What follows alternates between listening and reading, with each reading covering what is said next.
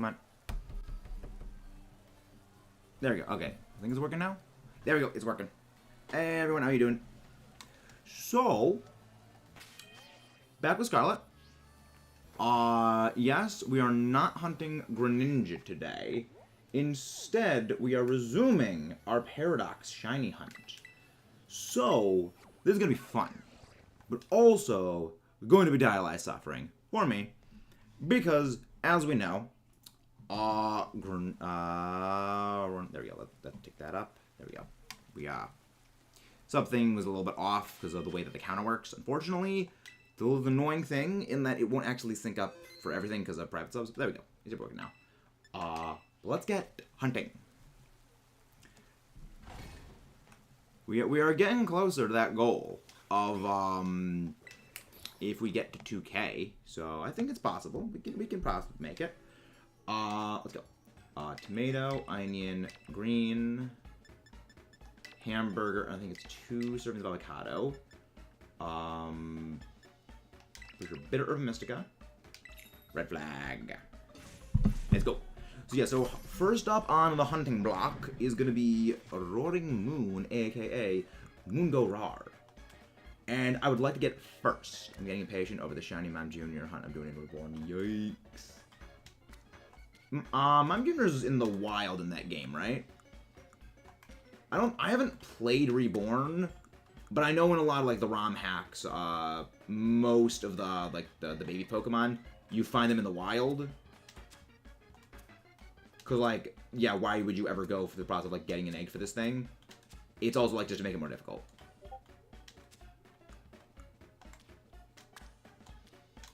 Yeah, there we go. Come on, game. Avocado, avocado, avocado.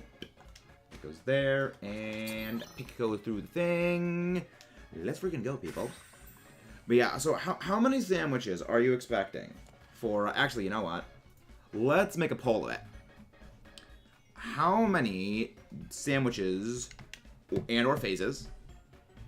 Actually, let's go for how many phases do you think it'll be before we get Roaring Moon? Start poll. Phases before Roaring Moon. Go 0. 2. 0. 1, 2, 3, 4, 5 plus. There we go. Let's go. The thing is, I've heard the horror stories of people who have gone like 23 phases on this thing before they got their shiny. So I am mentally bracing myself for this thing taking probably 17 phases before I get it. But like the good thing in this entire fiasco is going to be if we do end up getting the shiny like phases, we still get more stuff for this. No, that wasn't Land. I think that was Newfie that actually went like 23 on it. But if you guys haven't done so, please don't forget to leave a like and subscribe if you haven't done so already. Boxes. Let me actually move some things over the other boxes. Like we have a... Yeah. I'll put this here. There we go. So if we do find the shinies, they'll go immediately into a separate box. But yeah, we are going to be hunting today for Moon Goes Rar. I'm not looking forward to this thing.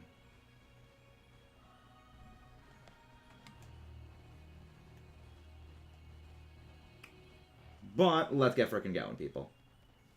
Let's frickin' get going, rockin' and rollin'. What was that? Oh, Roaring Moon. Hello, Mr. Roaring Moon. Mr. Moongo Rar. Starting up with the thing. Let's go. Yeah, I need to hunt dinos anyway. So, like, it helps. What the frick is the chance of going Sprint Mach 12? Yeah, it's weird having an Iron Valiant for my shiny hunting that isn't my shiny one. This is a good amount of Roaring Moon spawns. I'm not sure why people are getting so many phases.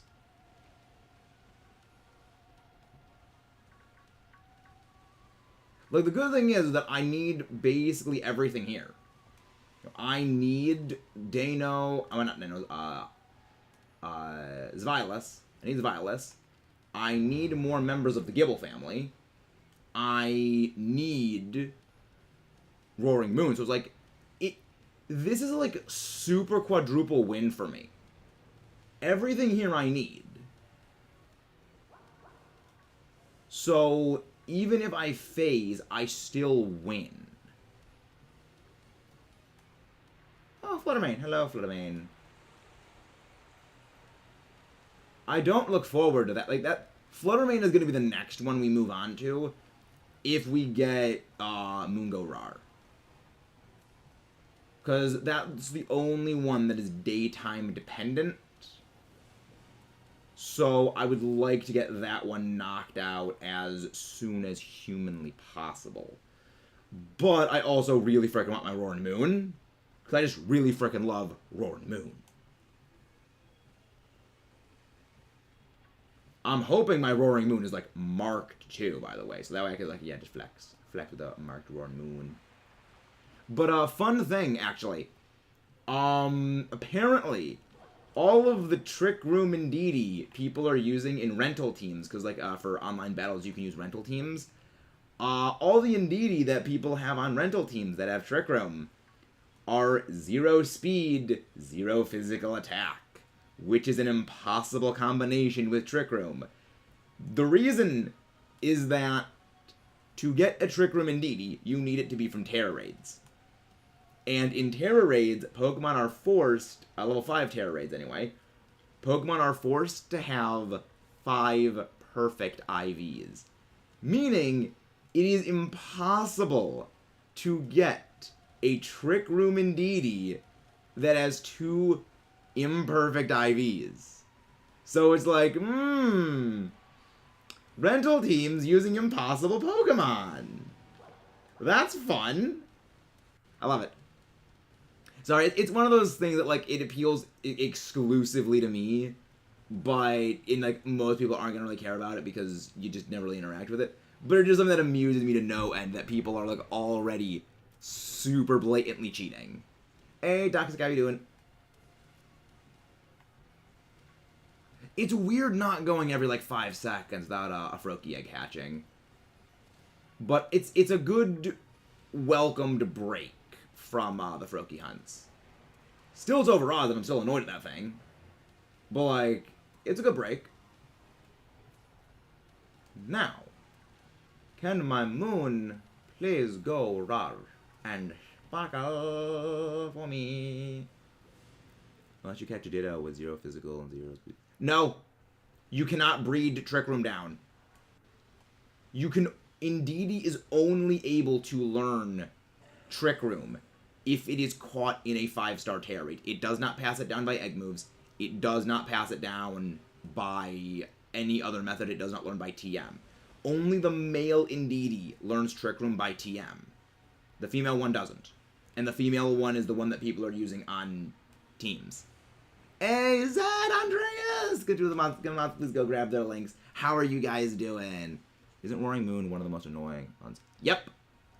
Roaring Moon is one of the most annoying hunts in the game, and it is also my absolute favorite Paradox Pokemon. I love this thing, and I want it. How you doing, Zeddy boy? How is the Zed? How is the Andreas?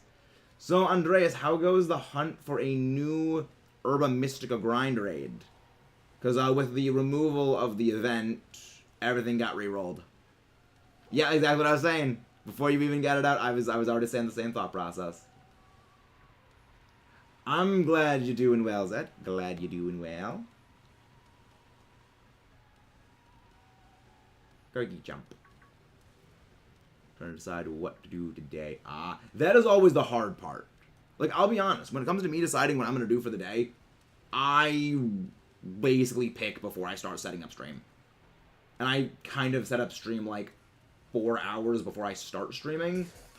So I barely have a vague idea. Yeah, that's smart, doing some offline grinding for your Herba Mystica raids. That is a very, very smart play. But yeah, I'm hoping But the thing is, even if I end up getting, Zvilus shiny, or I get, like, Gibble shiny, I need those hunts anyway to be finished. So, if I end up phasing, I still win. Likely, female Indeedee cannot learn Trick Room via TM this gen because they want to try and balance things out. Generation 9 and also Generation 8 to a much more drastic degree started to remove move access from Pokemon because a lot of move access that certain Pokemon got really made them way too freaking strong competitively.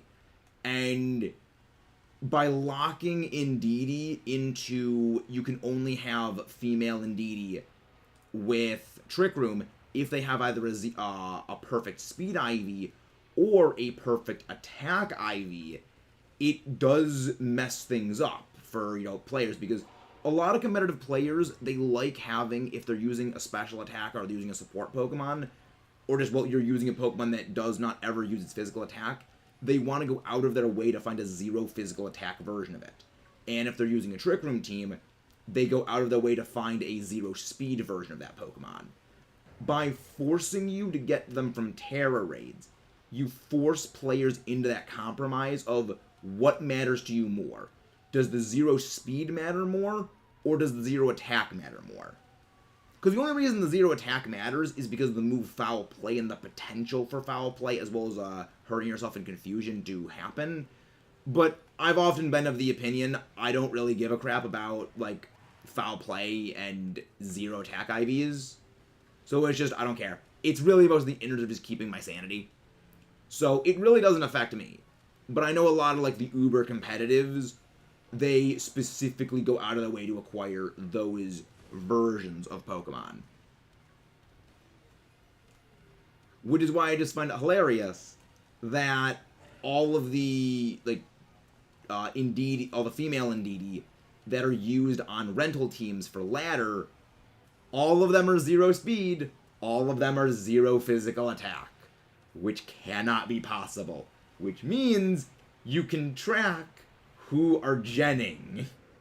And it's just like, yes, track these people, ban them, they're genning and they are cheating.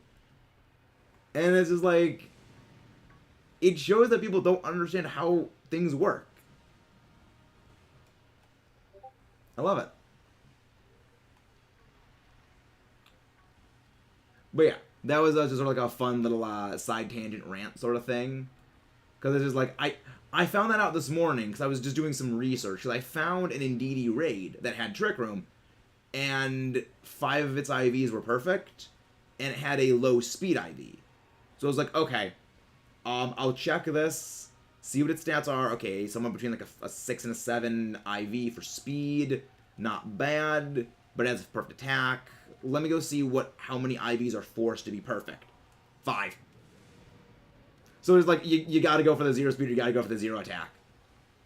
I feel most people are gonna go the route of they're gonna forego the zero speed IV on Indeedee. Because if you're running Indeedee in Trick Room, you're predominantly running it for support. So you're just like helping hand, follow me, setting up the Trick Room. So it's using priority. The Indeedee itself isn't really attacking. So you can afford to go, okay, we'll just go the attack. We'll go with the zero attack IV. But that's why I'm going to go zero speed, because like, you're never going to really run into foul play. Like, the only thing that you're really going to run into foul play used on is like Murkrow. And Murkrow's kind of started to fall off a little. But once Home gets out... No! That is not likely going to happen, Mudkip, because remember, in order for Pokemon to be cleared for competitive usage in the newer games, they need to be cleared. As in, you have to take them to a special NPC, and that NPC will remove legacy moves. And, likely, that will include the Trick Room that Indeedee learned in Generation 8. So it's a very clever way of around that, because Same thing happened with Rillaboom when it comes back to home, because, yeah, Grassy Glide, Rillaboom was insane.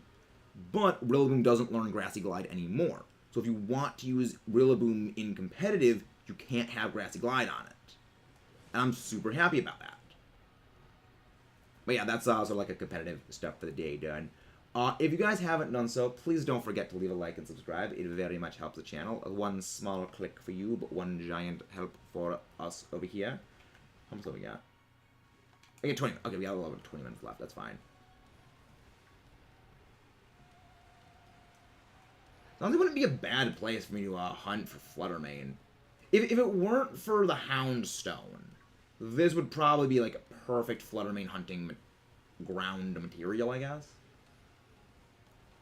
That's why I'm happy they banned VGC play for having 6 people Dango, which is multiple to get. Yeah. Like, that's the reason I love VGC. Is, yes, there's a lot of restrictions. There's a lot of bans that a lot of people think are kind of stupid. You know, like the locking out of legacy moves, and, certain things just cannot be used.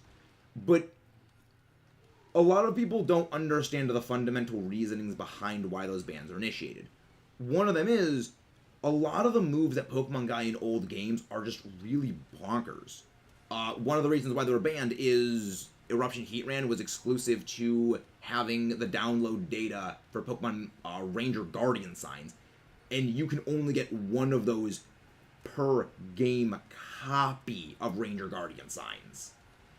So if you buy a used copy of Ranger Guardian signs that has the Heatran mission, well, you can't get the Heatran if someone already took it. The same with Manaphy. The same thing happened with Magmar. Back in XD Gale of Darkness, it got Follow Me, which, you know, back in Gen 3 and Gen 4 was kind of nothing, because, you know, Eviolite didn't exist yet, Magmortar didn't exist yet. Come Generation 5, Eviolite exists, Magmortar exists, and Redirection Magmar with Eviolite is a unique Pokemon in that Fire is a very interesting defense profile, and with Redirection, it can block a lot of things that are very problematic for a lot of Pokemon. It's a redirector that just is not accounted for.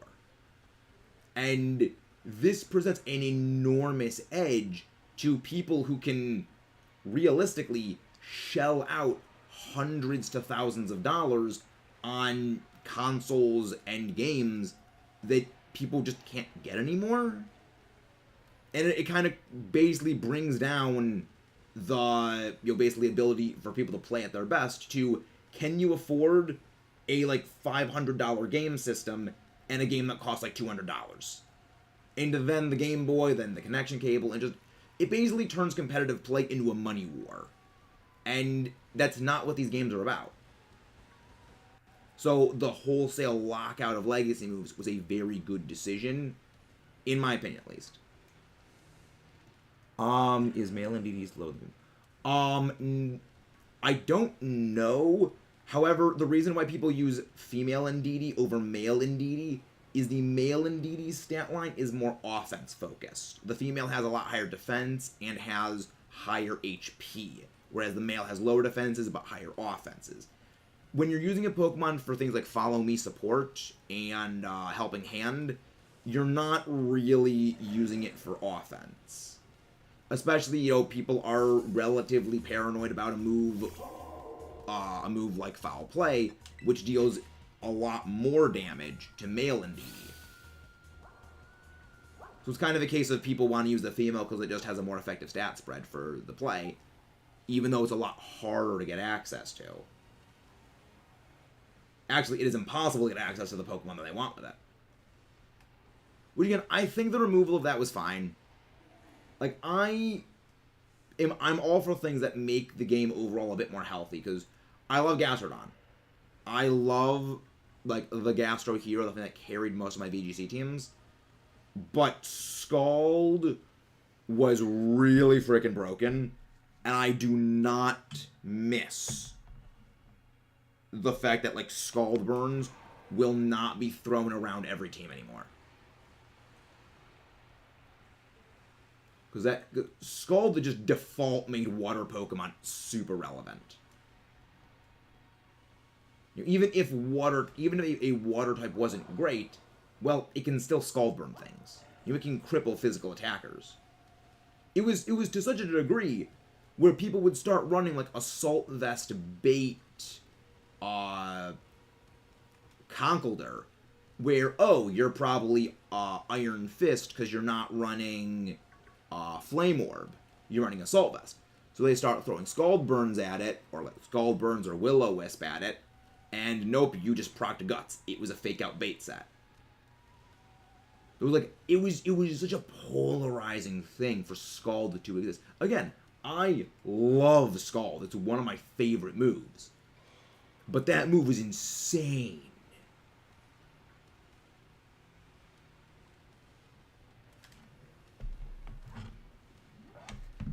Alright, let's see. I got my little timer thing going. We still got good amounts of time left on our Herba Mystica first sandwich. I'm not expecting us to get our first Roaring Moon, not first one, but our first Shiny at least for a while, because the spawn density of the area is definitely lower here.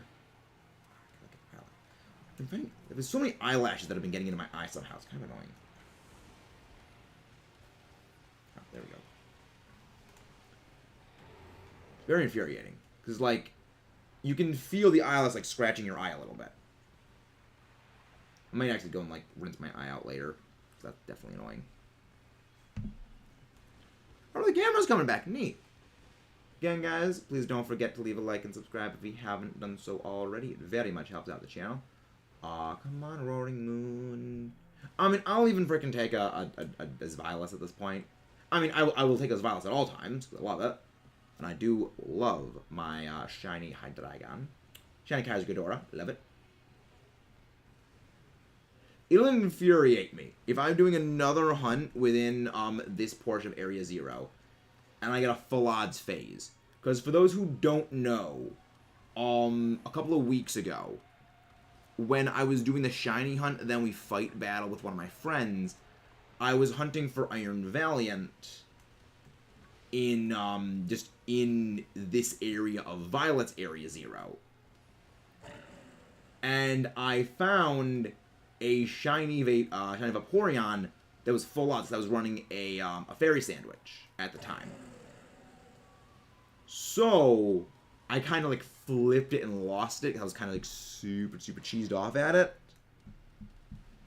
So I'm hoping that doesn't happen again. Because there really is no feeling more infuriating when you're shiny hunting than you get a full odds shiny of a Pokemon that is not boosted by your present sandwich.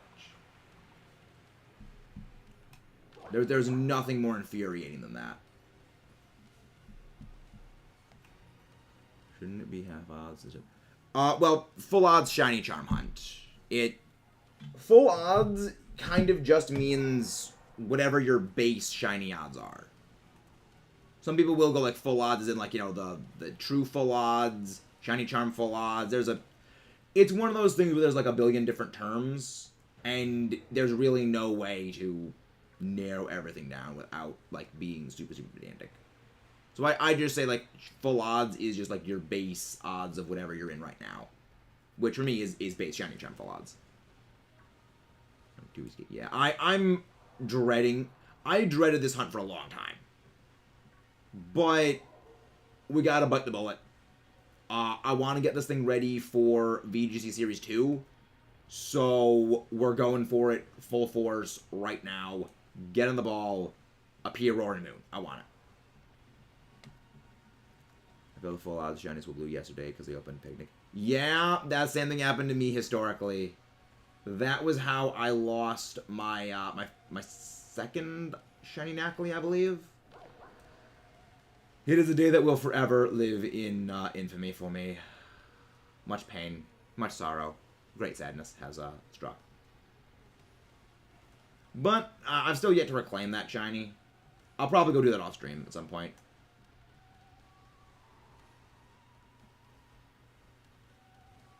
I just say float down any boost. Yeah, exactly. Same way with me, Andreas. It's because it's whatever your base shiny odds in the game presently are.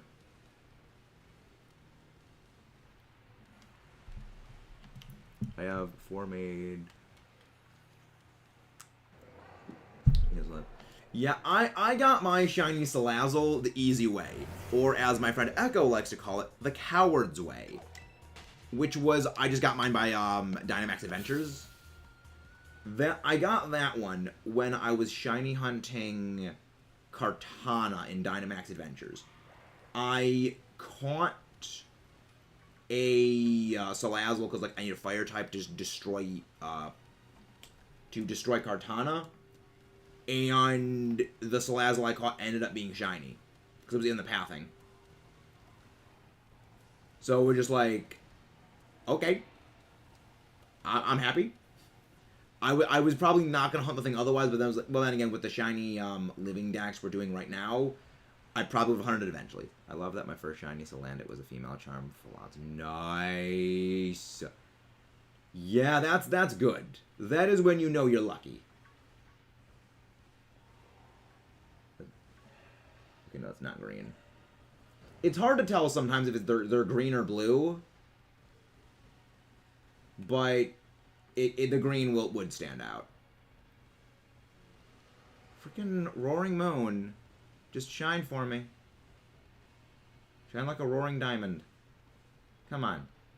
You crazy, crazy diamond. I love Salamence. Mega Salamence is one of the few megas I will talk good about. Show me you are not a heartless thing, Roaring Moon. Show me the goods. And by that I mean the golden wings. And like the amazingness that is Roaring Moon. No, it's not. This is being a dork. His name is Roaring Moon, but the shiny makes little green called Mucus Moon. Gross. Gross. Scarlet Paradox Pokemon like 1 million years ago. Are we chips on a beach in Roaring Moon is a bird? Kinda. I mean, there's also another theory about what the Paradox Pokemon actually are. And there's another I kind of agree with the theory about what the Paradox Pokemon actually are. And that they aren't actually, like, descendants of Pokemon. Because it's a very interesting theory. And I do agree. There are very few Pokemon theories that I do, like, wholeheartedly agree with. But that is one that, like, yeah, I find that one pretty convincing. I recommend, like, looking it up much more in depth. It does make more sense when, like, you look at the theory a bit more. But it's one of those things, like, it kind of comes down to, like, what is your interpretation of things? But also, guys, don't forget to leave a like and subscribe if you haven't done so already. We're looking for Roaring Moon, as well as Zvilas and, Hydreigon and the Gibble family. It's not shining, though. No sparkle, though. Yet.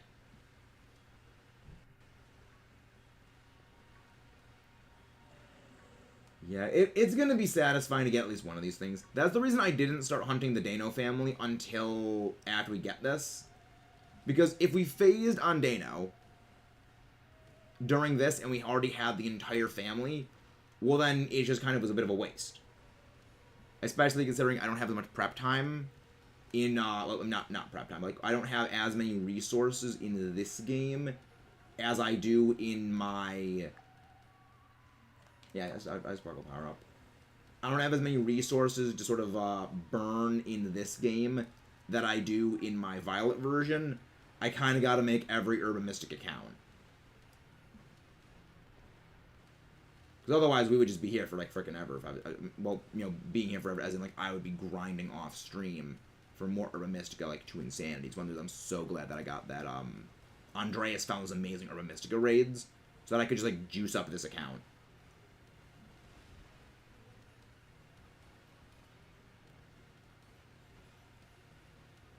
The fact Roaring Moon as the Moon Dark type. Yeah, I do like. I mean, I like that it actually is that. There's a lot of interesting things that a lot of the Paradox Pokemon have. Oh, freaking flip off. Freaking Golduck. Again. Shiny phase.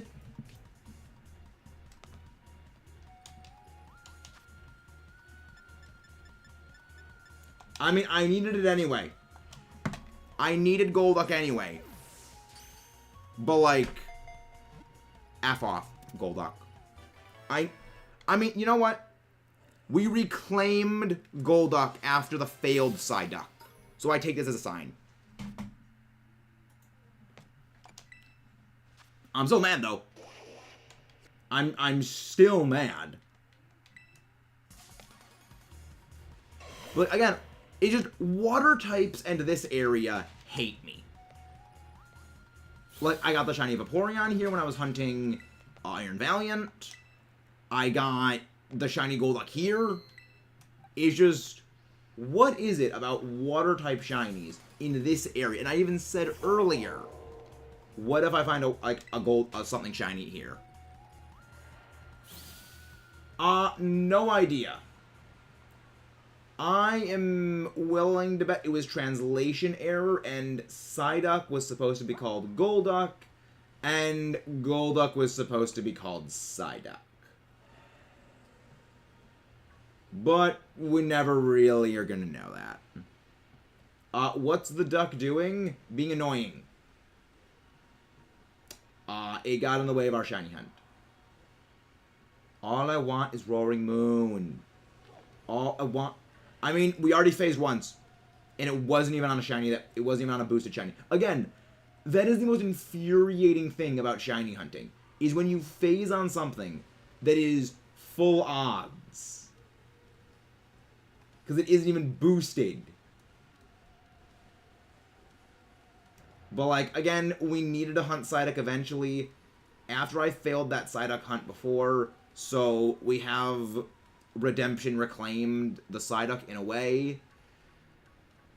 So, I guess positives?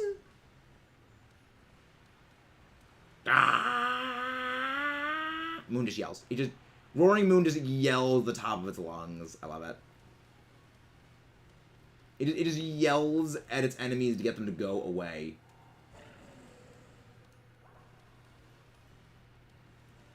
Hello, OWZ. Welcome in. Hope you're having a good day. And again, guys, if you haven't done so, please don't forget to leave a like and subscribe. We got a lot of stuff going on. Always look on the bright side. Yeah. I mean, I try to look on the bright side of things, but when you're hunting the darkness that is... Wait. Is that a shiny?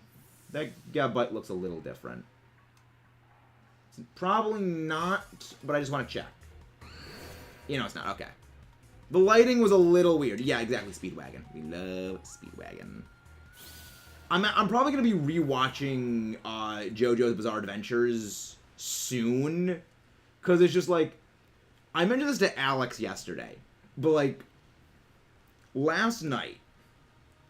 I just spent like an hour just listening to like Il Vento d'Oro, which is the Golden Wind, which is Giorno Giovanno's theme in Golden Wind, and it's just like an hour I just spent listening to that song on playback, and it's like, send help please, I can't stop listening to it. And it was like, I want to go and rewatch that show. It was like, there's so many great moments, like freaking... Okay, sandwich ran out. Like, the freaking minute-long Muda is just great. I love it.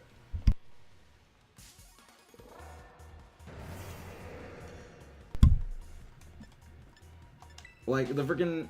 I love... Because that page in the manga is like 7 pages long. And... they translated that into the anime, but it is filmed and like, well, not filmed, like it is shot from 7 different angles with 7 different punch sound effects. So it was like they translated over the 7-minute Muda in its own way, and I absolutely love it. Alright, I'm gonna have to go do something, like, real quick. It's not gonna take, like, that long. So I will be back in relatively short order. So let's GTFO, boys and girls. There we go. We're not talking about pulling the rest. I mean, I enjoyed that one. I enjoyed that one mostly because, like, you got to see, like, 7-year-old Jotaro just freaking deck a guy in the face. He's like, no, Jotaro just doesn't care. Like, he didn't have his stand, but you know, he just doesn't care. He's great. Like, I like that Jotaro he's not a nice guy, but he has a heart of gold. He is, like, the ultimate embodiment of, like, good is not nice.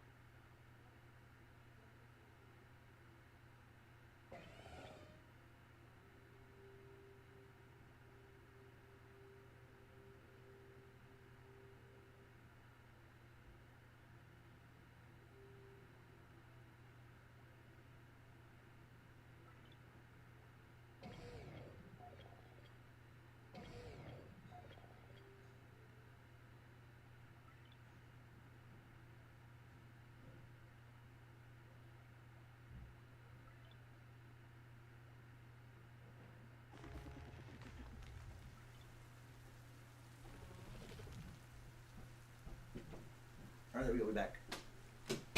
This one wouldn't take long. No, I guess I still make a new sandwich. Yeah. How's everyone doing?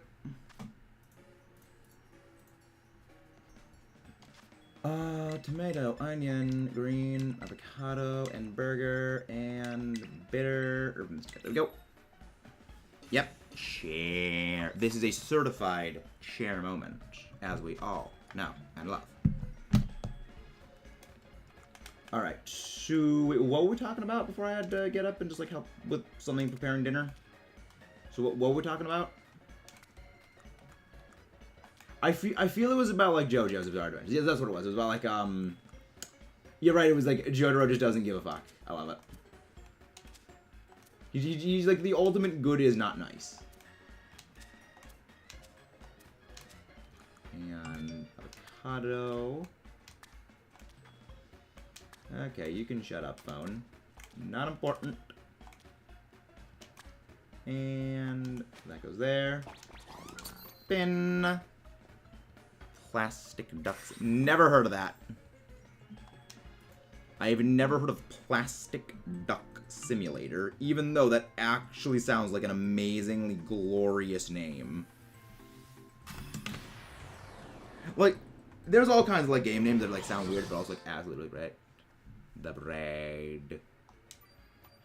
I mean, the thing is, I would just eat the bread. Because people who know me know that like I have a weakness for bread. I'll DM you. I will indeed look at that. But like, the funny thing is, like, I actually really didn't like Giorno when I like first started watching Golden Wind, and then it was like as time went on, I was like, okay, I really like this guy. The same happened like with Jolene. Like, I kind of liked Josuke from the start when I started watching Diamond is Unbreakable, because he's kind of a goof. He's very just weird, and that's why I like him. But Giorno, it took time to grow on me. It was like, I like this guy. I was like, who is this skinny Dio-looking wannabe? It's like, oh, he's like actually Dio's son. But the weird thing is, like, it's not Dio. It's actually Jonathan's.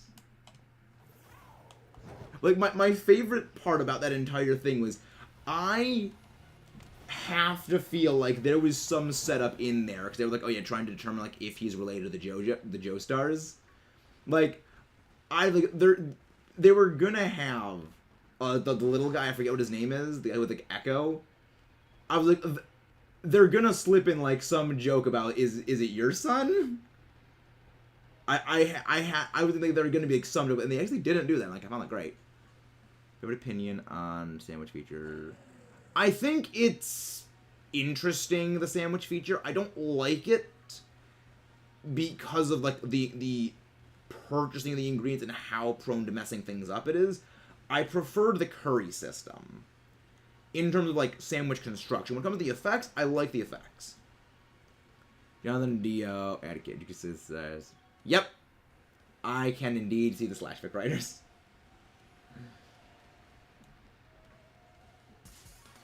Koichi, yes, that's what it is. I couldn't remember his name. But like, it's not Kakyoin. Kakyoin's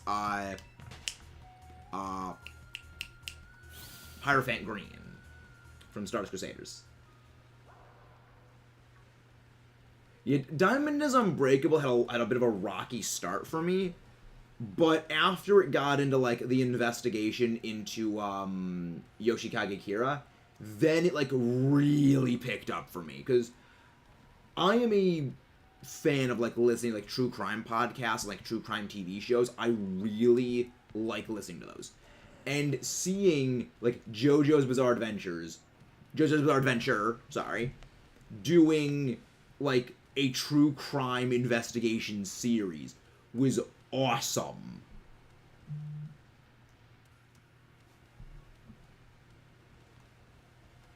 Like that was a great thing. Like, I really started to like that. Though it's like, I forget how to say his name. Okuyasu, that's his name. Like, though to be fair, Okuyasu could literally have solved all of the problems on his own. Because, like, oh, I have a stand whose, like, right palm, when it swipes across something, just deletes it from existence. That wouldn't have been useful against, you know, hunting down a criminal guy. Not at all. Though all, like, the memes people do of, like, swiping their hand in front of something, they edit it so, like, the thing is gone in the background. I love those. I mean, I need another Shiny Pawmi. I still need the third for the Living Shiny Dex.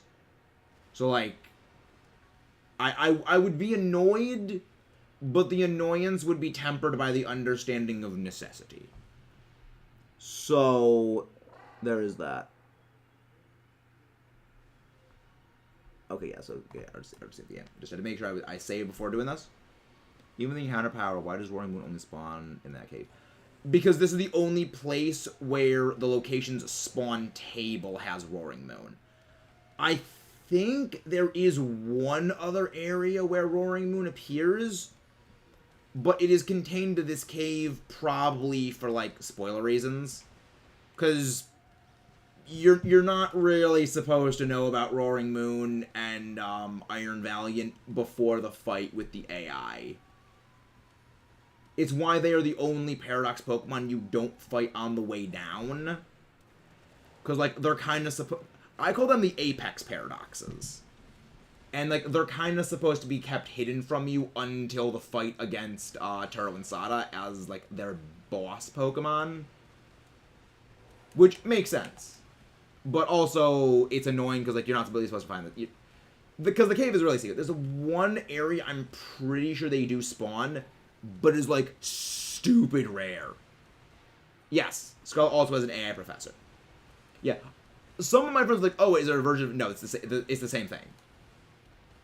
It's a robot. It's a robot in both games.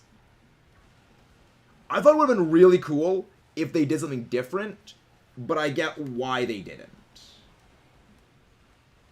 Because, like, they're both super big brains.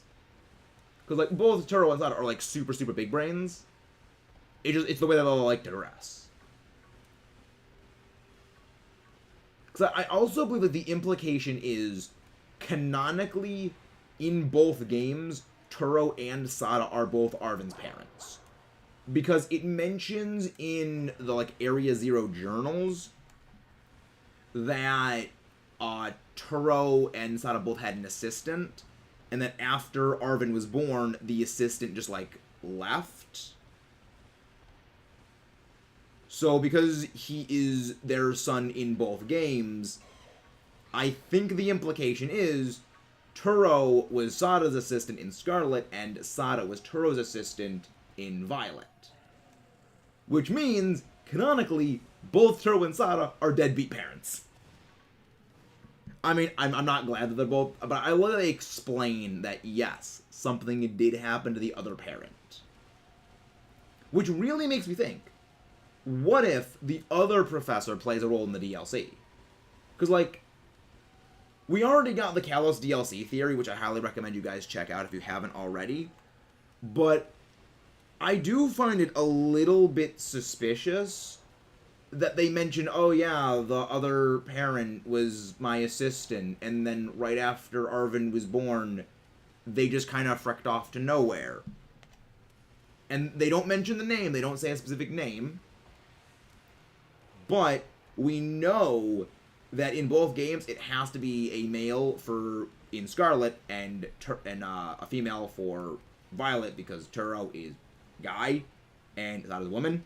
So, like, we know the other has to be the other.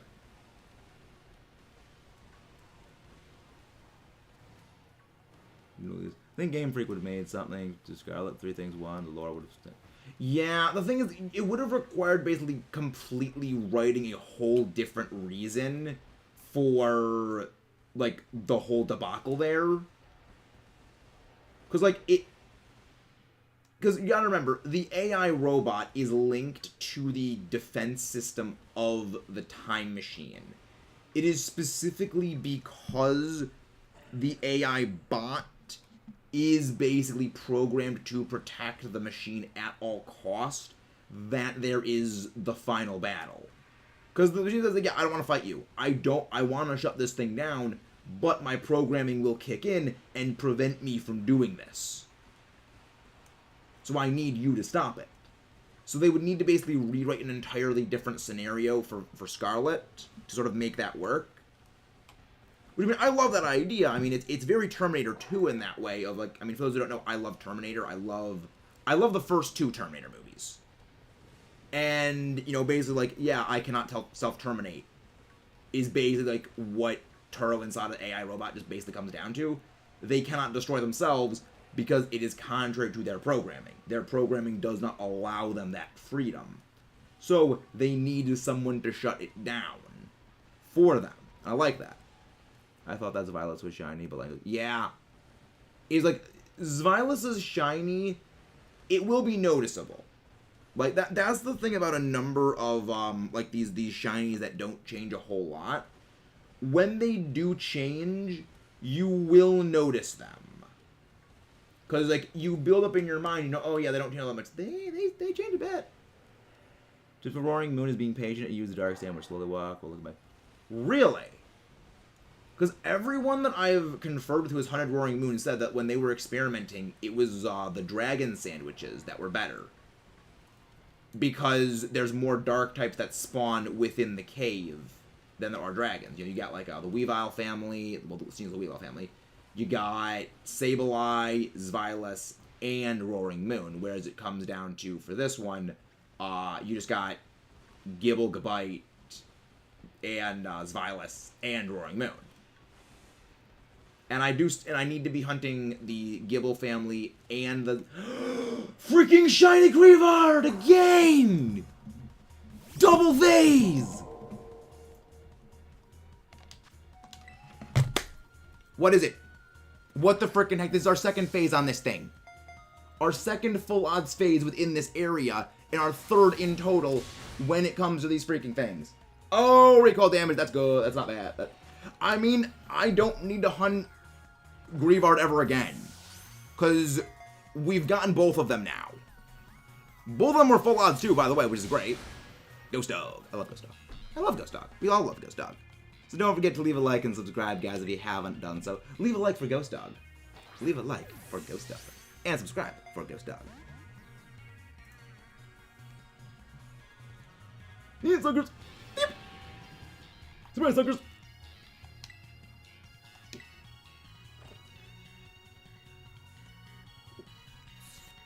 Yeah. I think it's supposed to be like Golden Retriever. I think it's supposed to, like, I mean, this is just me. Like, I always thought that Shining Greavard being gold was like, you know, Golden Retriever. Because, like, you know, it retrieves the dead with, like, last respects. But also, like, someone said, oh, like, Old Yeller, and I'm like, oh, that kind of also works. But, like, I mean, I have no idea where. Like, I choose to go with Golden Retriever because I love Golden Retrievers. But, like, yeah, everyone their own. But, like, second phase on Roaring Moon with a full odds encounter. So kind of annoyed. Love my mouse not grilled. I also like Iron Valiant's design, but most of that comes from the fact that I really freaking love Gallade. And, like, Cyborg Gallade is just freaking awesome as heck. But I'm not the biggest Gardevoir person. I vastly prefer Gallade to Gardevoir. A lot of this comes down to, amusingly, I actually saw Gallade before I even knew Gardevoir existed, because for those who don't know, my first generation was Generation 4. And I just didn't really know Gardevoir existed until, like, Gen 5. So, like, I was like, yeah, Gardevoir's just, like, that thing that's not Gallade to me. Full odds marked Greavard!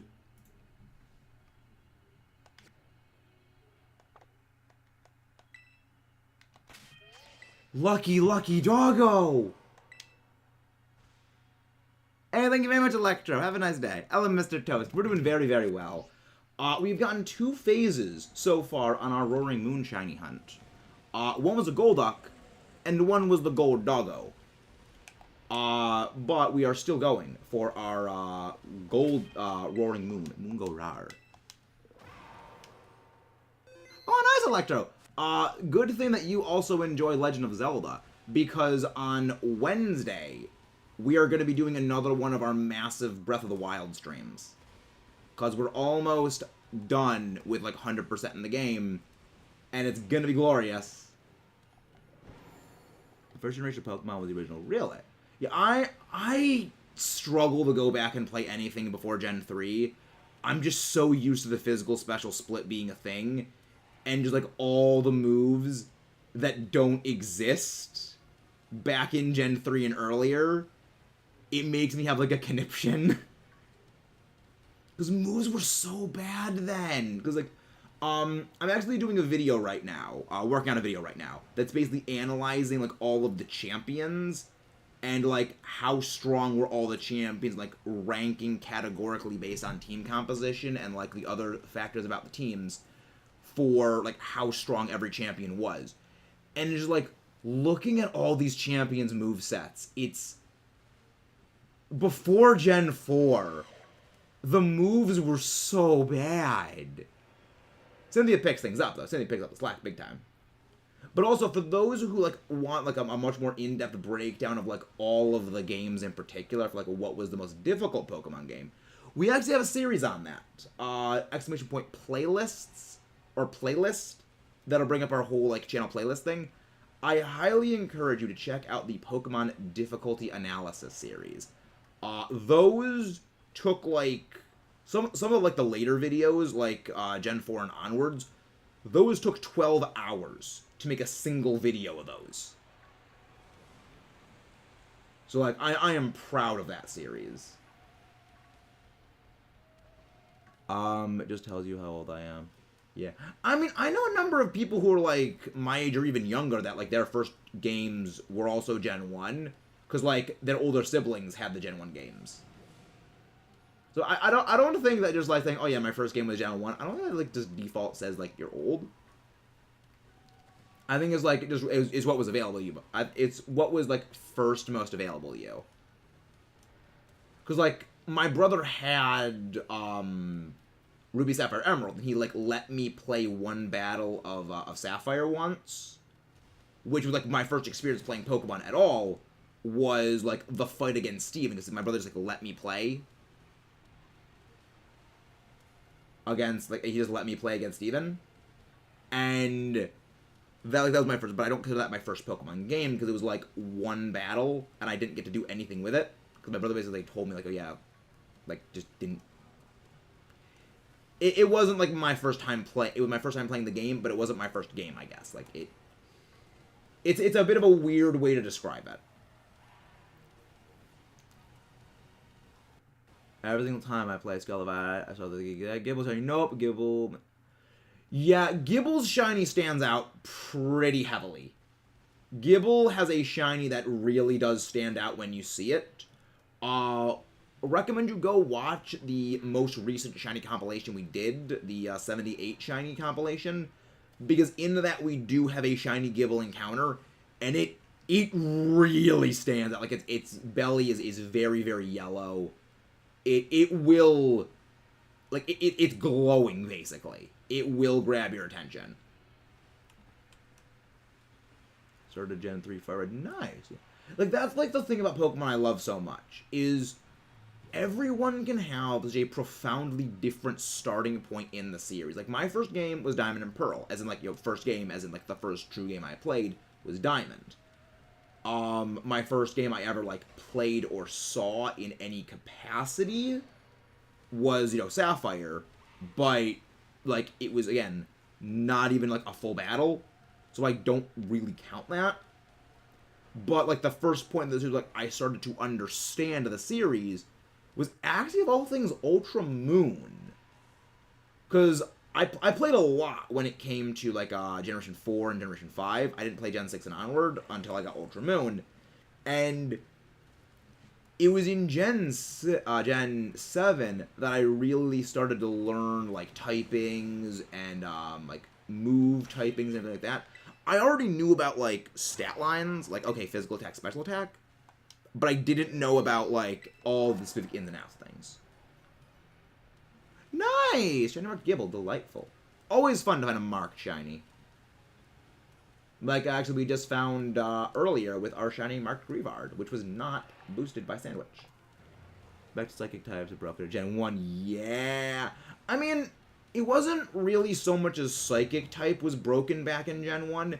It's more that special attack, well, it's like the special stat back in Gen 1 was broken. It's just that Psychic was the only typing that was unresisted outside of itself. So it basically ran unopposed. Like, we have Water. Really, really good special stats on water types, but water resisted itself, grass resisted water, dragon resisted water. So there was things against it. But when it came to Psychic, like, yeah, nothing resisted Psychic other than, like, other Psychic types. Also, the only one that actually gets the legendary is where I use Master Ball. I don't even use the Master Ball, really. Ever since they removed roaming legendaries, I just don't use my Master Ball. Because, like, it's like, I like the Pokeball style. So, I never find myself in a position where I need to use a Master Ball. The only time I think I would ever need to use a Master Ball is if, like, I'm fighting a shiny and it's starting to struggle out. But yeah, I was like, I don't really use the Master Ball anymore. Because, like, without roaming legendaries, there's nothing that's annoying to really get anymore. I mean, granted, back in Sun and Moon, they had, like, Rotom Catch Power. So, like, that helped. You know, you could use that, and just, yeah, your ability to catch up was just boosted for a long time. But, you know, then there's, like, the Catching Charm. So there were other auxiliary boosts for catching Pokemon. To the point where you're not really running the risk of Shiny struggling out anymore. But also, it's like, I like keeping it just in the event I need it. And don't, like, waste it on something extraneous.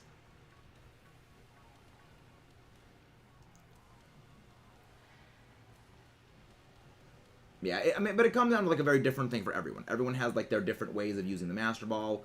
I know some people who, like, they will only ever use the Master Ball on, like, their favorite Pokemon. Like, as, like, a badge of honor for, like, that specific Pokemon. That it has the honor of being caught in a Master Ball. Which, I can respect that. Because everyone has their own playstyles. And, like, that is the beautiful thing about Pokemon, is we all have our own different ways in which we play, and our own different ways in which we enjoy the series.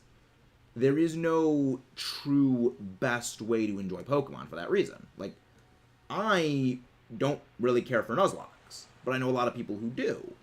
You know, I know a lot of people, like, they cannot stand competitive. I love competitive. I know a lot of people who, like, they love competitive, but they, like, exclusively do singles. I can't stand singles, but I love doubles.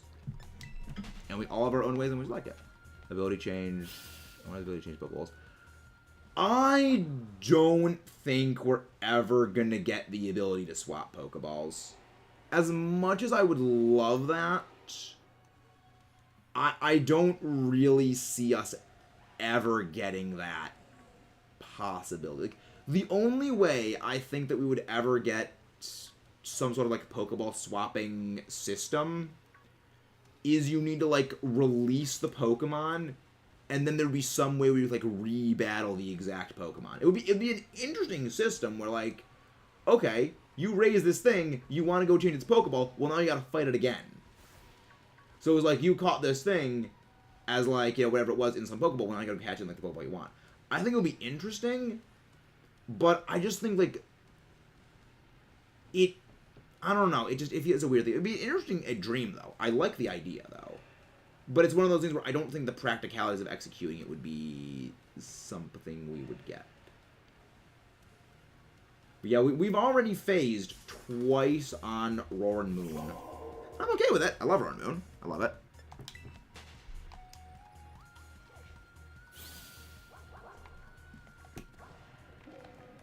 Mungorar. Not a fan of competitive Pokemon, but I like what. Yeah, I know a lot of people who are the same way. Like, because competitive Pokemon is a huge thing. It's not something everyone is going to be able to pick up and play easily. And even then, like, when you start to learn it, it does take a while before everything starts to click.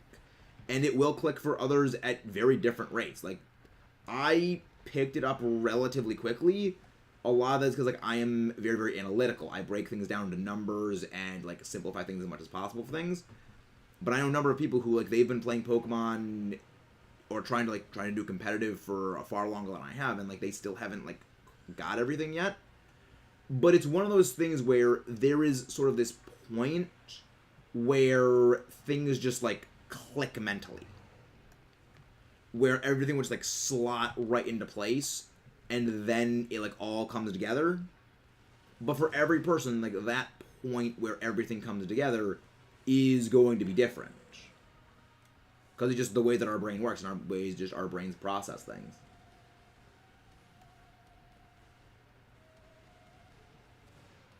And again, that's the great thing about Pokemon. It leads to so many different, varied, rich experience. I like the colored balls with strength. Ball of every color. I think they actually have that kind of at this point. But I know a number of, like, the colored Pokeballs also correspond to the Apricorn balls, but you really can't get that much. Golden Pokeball. Well, I mean, there was a golden Pokeball that was the GS ball, but that was a key item. That wasn't actually a functional Pokeball. I kind of wish you could use the GS ball to catch things, but like, I get why it's not, because it's a key item for unlocking Celebi. I'm getting raided! Mudkip, Nerd Max's moment is literally every single second of every day on this channel. Have you not learned that yet? How you doing, Taco? Welcome in, Price. Welcome in, Oathkeeper Bry, an Ice-type specialist. Don't really see too many of those, but how are you doing, Ice-type specialist? Is a glorious name.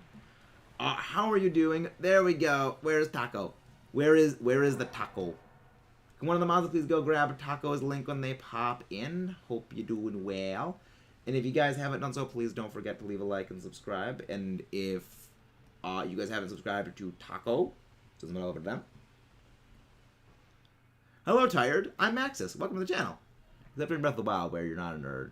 I mean, you gotta remember, I get my face wrecked when I play Breath of the Wild, which we're gonna be doing on Wednesday. Because yeah, every Wednesday we do like a 6-hour Breath of the Wild stream. It's gonna be fun. Where's Taco? Hey, RX, how you doing? No. Yeah, right. So where's Taco? There's Taco! I guess, well, streamers generally need to end a stream off. So it might have been they had, like, end stuff off. Because sometimes people who are raiding, they raid a little bit early. But how you doing, Taco? What were you streaming today? How did it go? We've already phased twice. So if we've already phased twice so far, so if that affects your guesses, please consider. We have phased once on a full odds for Shiny Charm, Shiny Golduck, and then we got a Shiny Greavard. Keep in mind, we are running Dragon Sparkle Power Sandwiches. But I mean, the thing is, we're doing a Shiny Living Dex. So, any and all phases of things we don't have yet are welcomed. And for those who also don't know, the Golduck I wasn't 110% annoyed at, because we actually failed a Shiny Psyduck a little over like 2 weeks ago. And I had needed to reclaim that Shiny. So, getting it full odds, I would say we have reclaimed. There was no brown, orange, or purple. Really?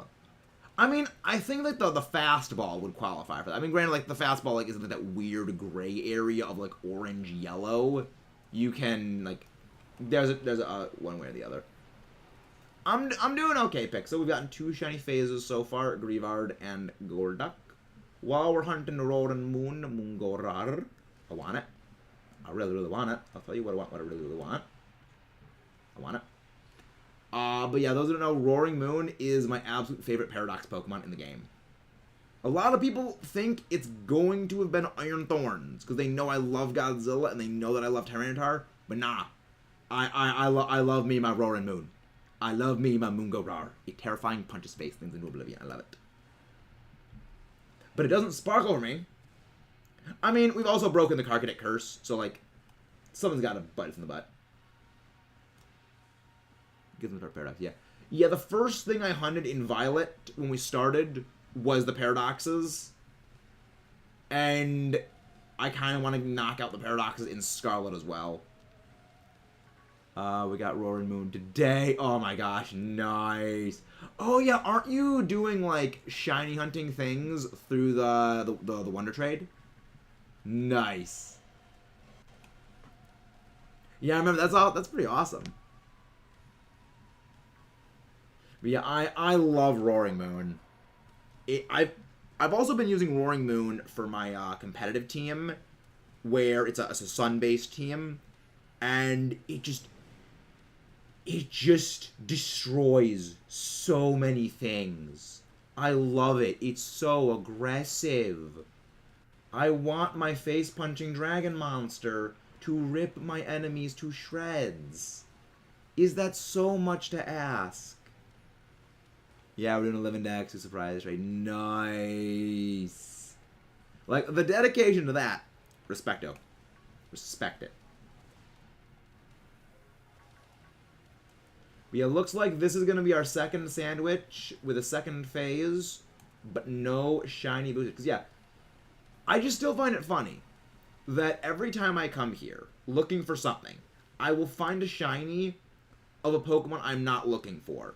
For those who don't know, a couple of weeks ago, I did a shiny hunt, then we fight with one of my friends. So off stream, I was shiny hunting a second Iron Valiant, which I wanted for my lineup, and found a full odds shiny Vaporeon over there when running a fairy sandwich for Iron Valiant.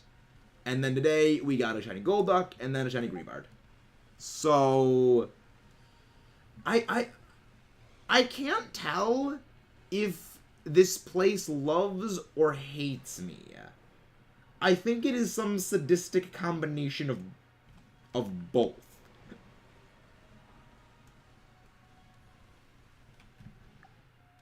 "10 seconds left on the sandwich. Come on. Come on, game. You have 10 seconds to give us something. Give us a thing. Give us our Moongo Rar thing." Nope. Nope, Moongo Rar thing. Much sad. Much unfortunate. Oh, really? Umbreon appears here too. Okay. Good to know. It came from me. What? Well, I mean, again, 2 shinies already. Also, the Greavard is marked, which means let's go check out what mark our shiny Greavard has. I'm curious now. Yeah, again, guys, if you haven't done so, please don't forget to leave a like and subscribe on the stream. But let's see what everyone thinks we're going to get on our total number of phases. 5 plus, and 1 and 2 is actually in the lead. So I guess it's possible. It's still weird seeing a non-shiny Iron Valiant on my lineup. Lunchtime mark. Oh my god, Greavard. Greavard the Peckish. I love everything that this stands for. Hungry Doggo. I love this.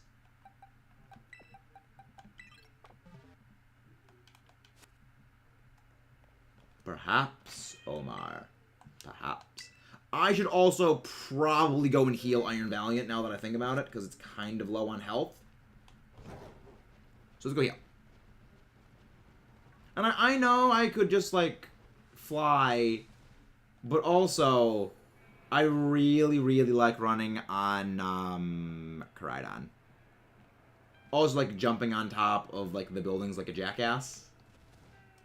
Like, my favorite thing about this game is oftentimes the same thing as is my favorite thing about Breath of the Wild. And that's just driving around Hyrule on the Motorcycle Zero like an absolute jackass. Just ramming into things.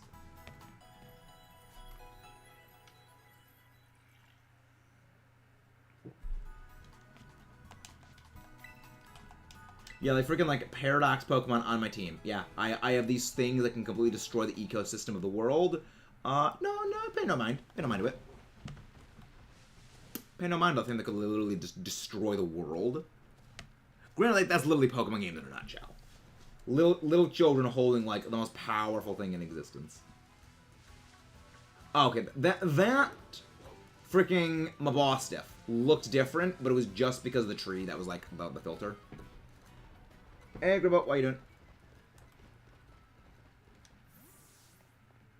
Alright.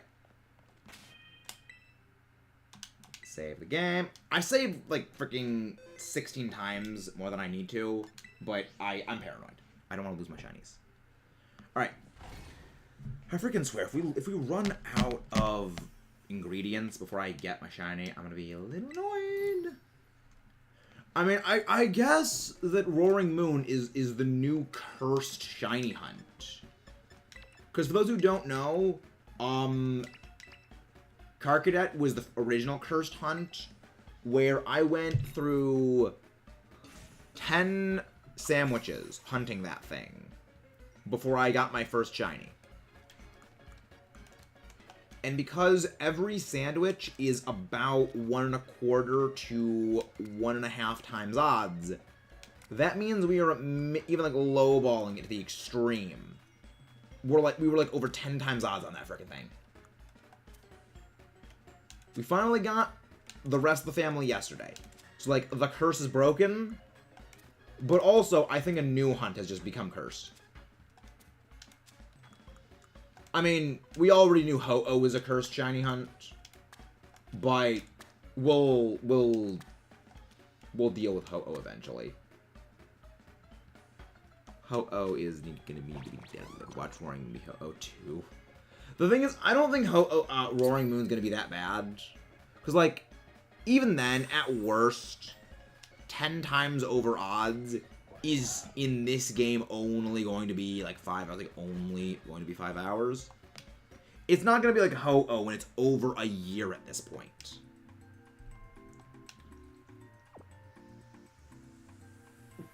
So it's kind of like a fundamental difference.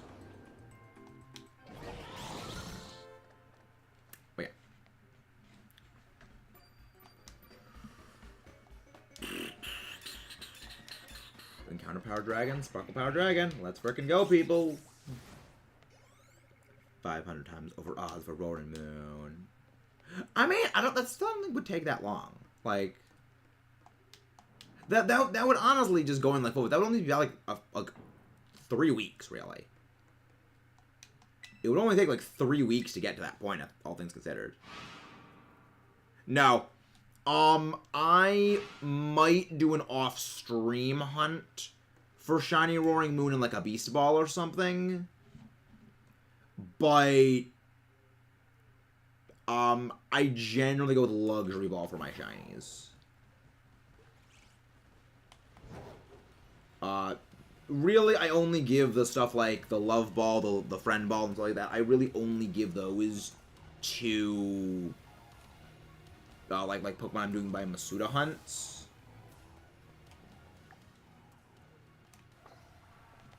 Sort of like, you know, to sort of keep things like that, so I can like reliably get it safely. But yeah, I have plans for like Apricorn Ball or Apra Ball shiny hunts in the future. One of them is gonna be the Love Ball Togekiss.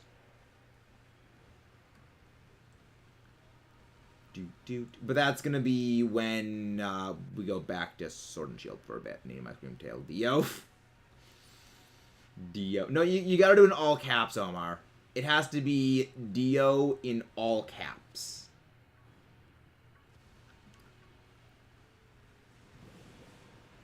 I love Screamtail. It's great. It's literally Mewtwo Ball. Screamtail is what would happen if Kirby was a Pokemon and it sucked up Mewtwo and copied it. It is. Is that not what it would look like? It is what it would look like. And I love it. We love... Like, the greatest descriptor I've ever heard for someone say about Kirby is he's the most adorable abomination ever. And, fair enough, that is true. Yeah, I mean, it'll be possible to eventually get it. Eventually we'll get it. With, like, the friend ball. Like, I love it when people do color coordinate the Pokeball on shinies. But for me, it's like, I just really, really like the Luxury Ball. It's like my signature Pokeball at this point. And I just like the way it looks. It just... Jesus,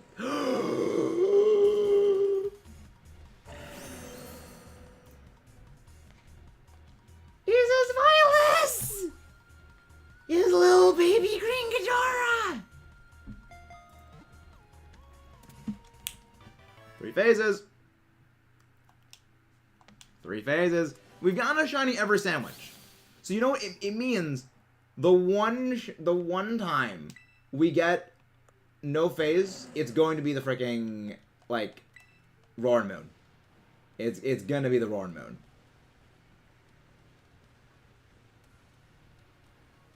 All right, where?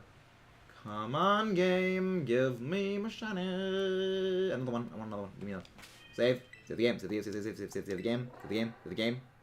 Save. There we go. Save has been logged.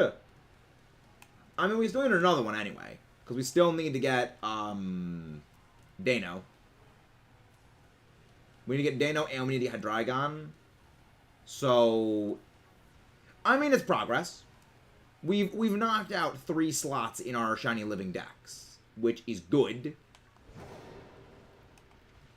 But, like, I would prefer Roaring Moon, because there are easier places to shiny hunt Zvilas.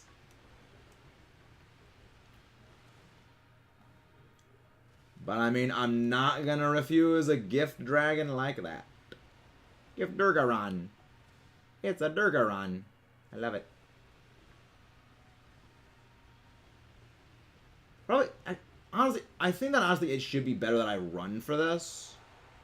Because that way I can cover more area more quickly. And that way I can get out of the spawn area for some of them sooner, and then I can get into the spawn area for the others as well. But then again, I'm also leaving before everything can fully load in.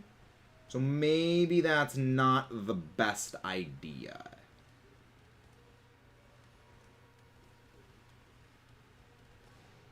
Phase 6 times, I'm convinced those Flamigo are shiny locked.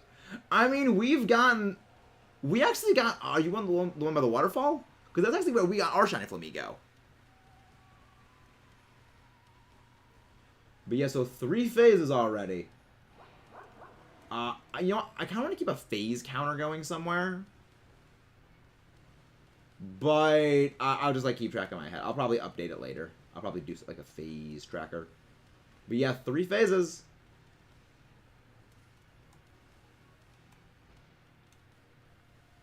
Because like I had a feeling that shiny Zvilas would stick out pretty heavily.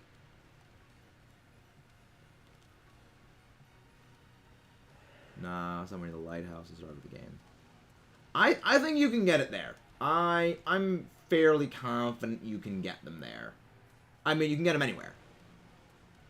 Watch, because I've seen Landon get shinies that early in the game, like that at that point of the game. So like not like, I mean, you can get shinies at any point in the game. But I know he's found like shinies on like Route 1 and stuff.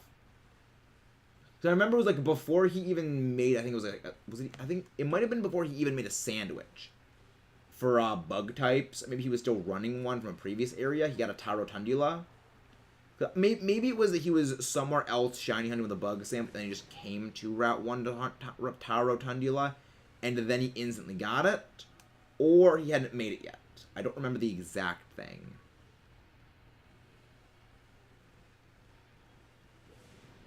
But all I remember is, like, he just went there, boop, shiny Tarotundula. Honestly, like, I hear a lot of people giving shiny Spidops, like, a lot of flack. I don't think it's that bad. Like, I mean, Tarotundula is, like, perfect. But, like, shiny Spidops isn't terrible. Like, it's not great by any means, but, like, it's not awful. Then again, I'm the guy who also, like, likes Magneton. So, like, well, Magnezone. So, like, I guess, my views on good shinies will differ from people. So that's just something to keep in mind.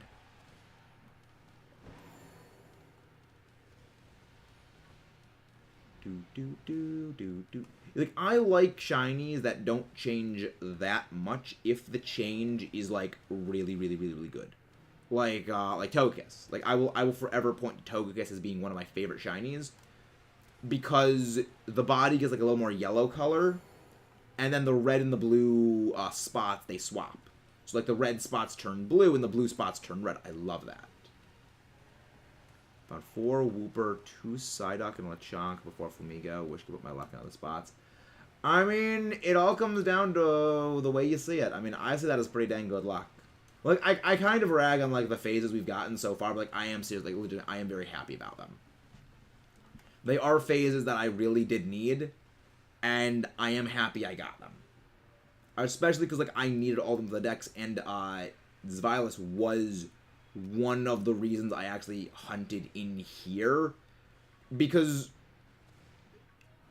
one of the reasons I'm going for the paradoxes first is my methodology for shiny hunting the living decks is I will hunt the Pokemon that have, like, one spawn area first. Because, say I hunted all of the Pokemon in the game, and I got, like, I got the entire Dano family, I got the entire Garchomp family, and then I started hunting Roaring Moon. Well, if I made a sandwich here, I just, like, phase on Roaring Moon, like, time after time, all of that was just wasted time. But if I come here, I get, a shiny Dano or a shiny Gible or something like that early on.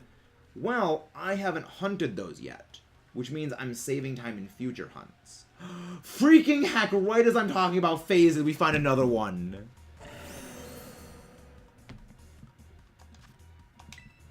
I love it. I love them.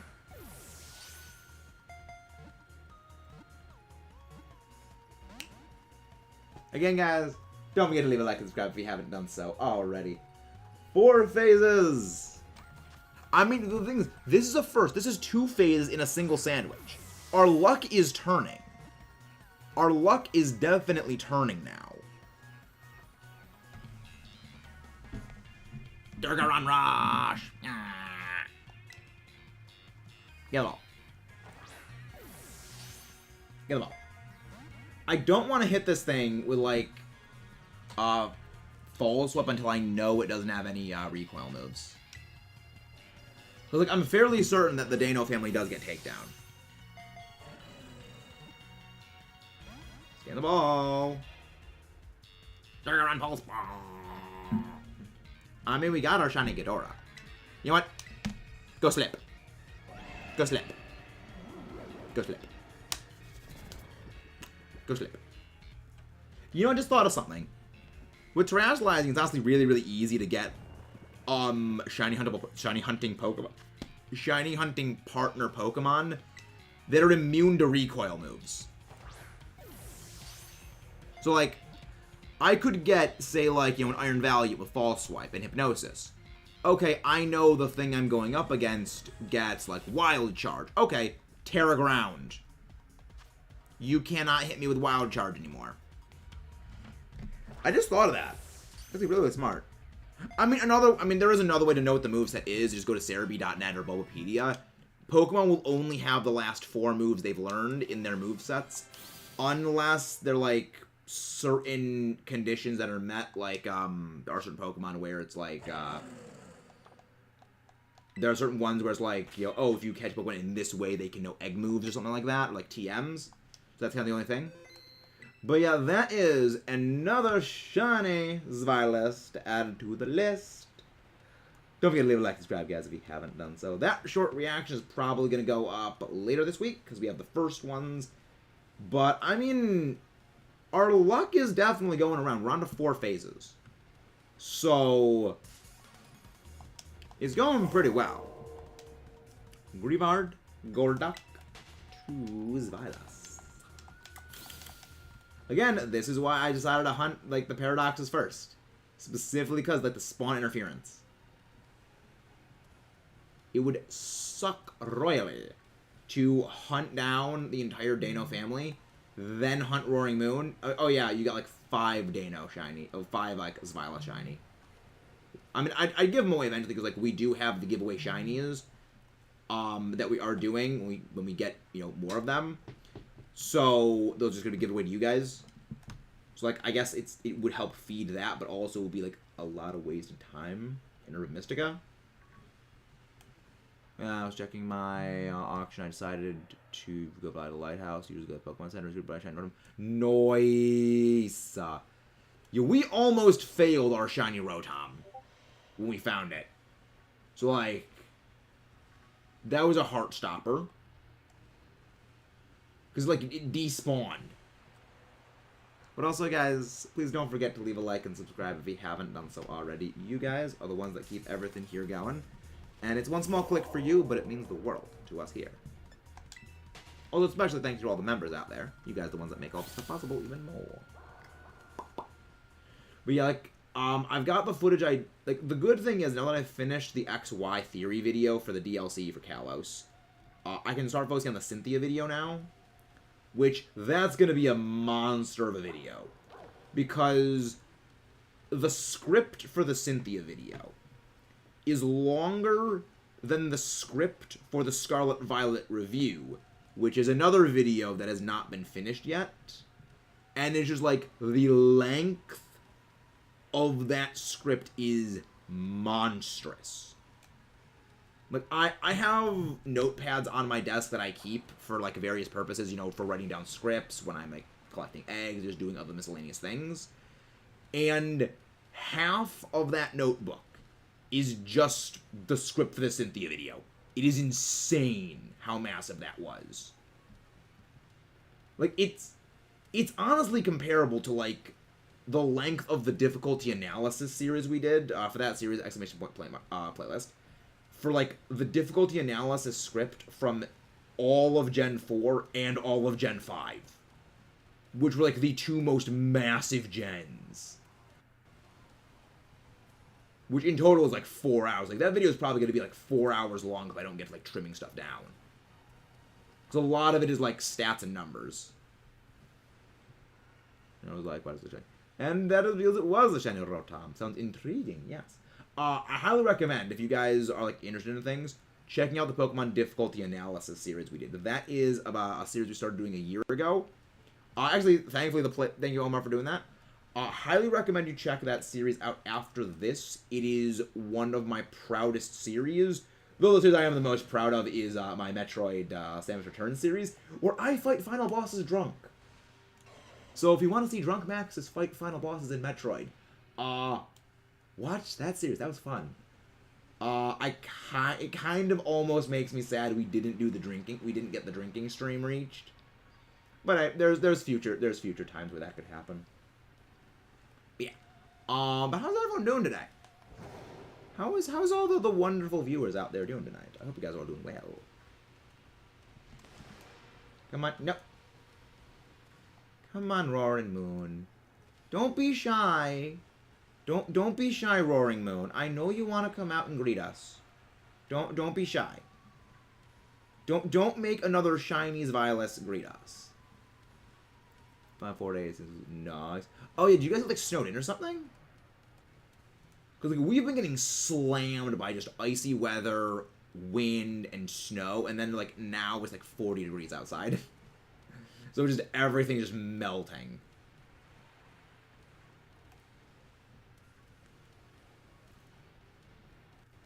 Chilling, currently at Yikes. That's...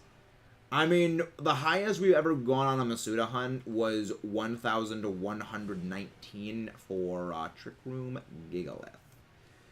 I hope you get it before you hit double odds like I did. I love Gigalith, but like, hitting double odds on that thing was painful. Because that was back in Sword and Shield for egg collecting. That was back when egg collecting, you actually had to actively collect them. I prefer this game's very passive egg collecting from Masuda hunts. Plus, hatching eggs in this game with Masuda hunting is just more fun.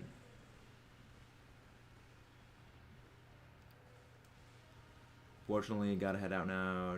Snuck up. Yeah, I'm in 100% Taco. Never need to apologize for having to run. Thank you very much for that rating. Can we please get another repost of Taco's link, please? Thank you very much for rating us. Yeah, getting snowed in. Yeah, was that? Yeah, that was for you if you got snowed in, because we had a lot of getting snowed in lately.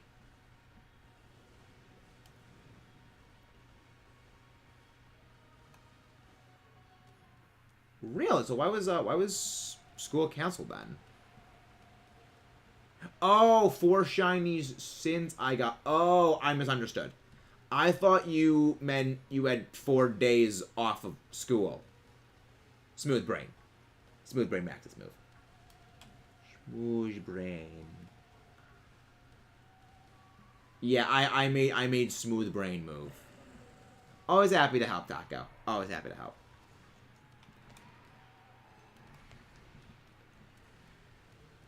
Alright, this is going pretty well. What do we got? We've still got 12 minutes left. So, like, we are 4 shinies and 3 sandwiches. I mean, it's not bad. Like, I still want my Roaring Moon. But, like, games being marginally nicer. between Legends and Scarlet. I still need to finish Legends so we can shiny out Arceus. I still need to finish that.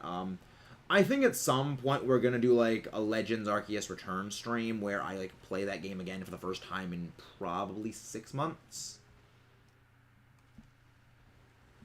Cause like I remember vaguely how much progress I lost when my Switch shut off after 10 hours of like just dex grinding. Cause I turned it back on to check something. It's like, oh, that's how much was lost. Still extremely salty about that. I do not know why the game crashed.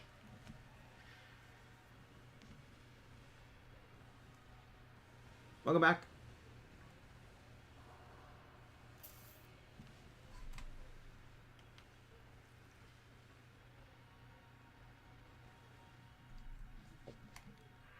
Hi, Kayla, how you doing?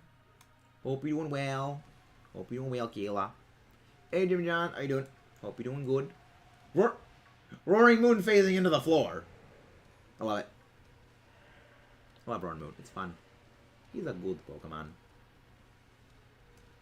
It's terrifying competitively, though. Like, one of my friends, we were talking like, oh yeah, Acrobatics, Terraflying, Booster Energy, Roaring Moon. I don't even want to start imagining. I've seen people doing just like Acrobatics, Roaring Moon. No Terraflying, and that thing's a menace. So, like, that, but more powerful, is like, oh, no, I don't even want to imagine that. Really? Nice. What COD you playing? I was always part of the Black Ops series. Granted, I only ever played the Black Ops series. And mostly it was just for zombies. And even then, it was like, Black Ops 4 was bad. Because zombies in Black Ops 4 sucked. I swear I wasn't the only one to see. Yeah, we found Shiny Ghost Dog earlier. And the funny thing is, it was a marked Shiny Greavard. So I was very happy about that. Because it was a marked Shiny Greavard that was not boosted by a sandwich, which means the Greavard family is one of the only shinies we have gotten the entire line of without needing to specifically hunt it with a sandwich. Or Outbreak. So, like, super happy about that.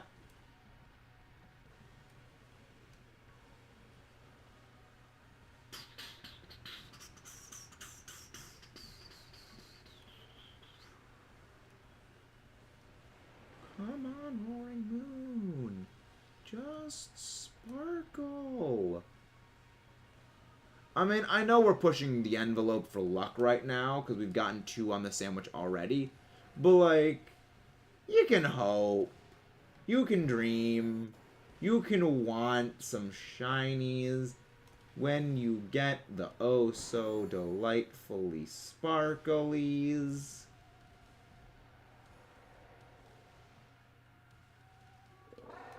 No, the Houndstone is very, very noticeable. The shiny on Houndstone is very, very noticeable.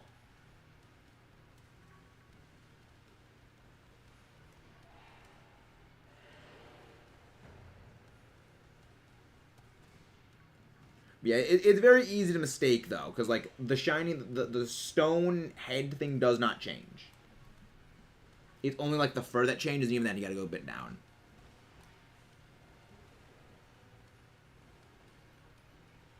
Those, like, lighting can, like, throw things off a little bit.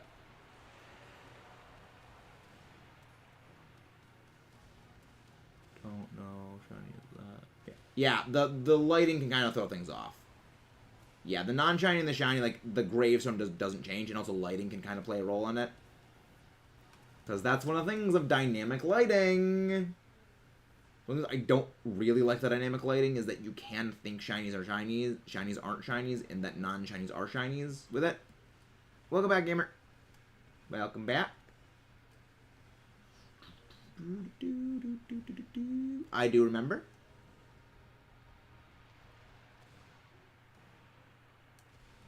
But yeah. That's going pretty well. Again, guys, please don't forget to leave a like and subscribe if you haven't done so already. Have Johnny hunting, Palmy Vampire 2, and you would get it. Yes, the Scarlet Paradox, I love them. Great Paradox Johnny, I love them. I look forward to getting my entire collection filled. Give luck. Thank you. I do enjoy the luck.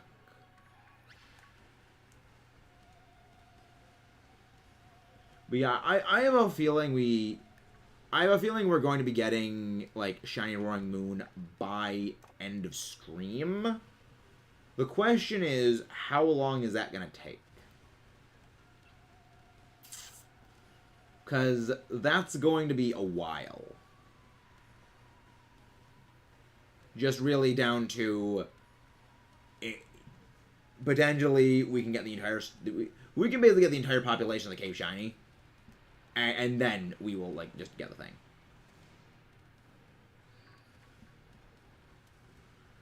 But we'll find a way.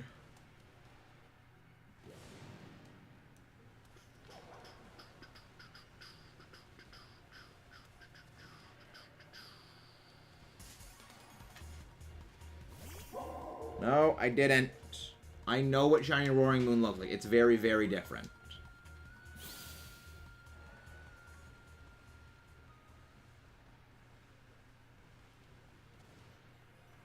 Like, it's very, very noticeable when Shiny Roaring Moon is shiny.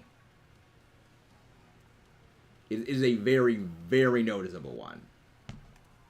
Yeah, I'm able to spot shiny Zapdos without the sparkles triggering. I have a very close eye when it comes to being able to detect shinies. Because the thing is, after seeing the base form for so long, when you see the shiny, it really jumps out at you. Yes, the wing feathers become gold, and the entire body is green. Yes, the wing tips, those all become gold. And the body is very green. A lot like Zvilus's shiny green. So it is very, very distinct. It's like with shiny Gibb, like it will stick out very heavily. Yeah. I didn't miss anything.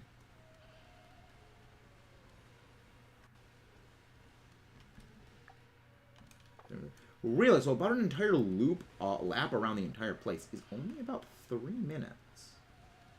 Interesting. Noted for the future. But yeah, Shiny Roaring Moon, if I missed one, it would have really stuck out. Yeah. Yeah, I keep... That's one of the reasons why I look at the TV screen instead of looking at, like, the computer screen. Is the screen is just much larger on the TV, but also I don't have like the face cam covering a pretty large portion of the screen. And since Roaring Moon can fly, it can kind of be lost in like that little rectangular area. So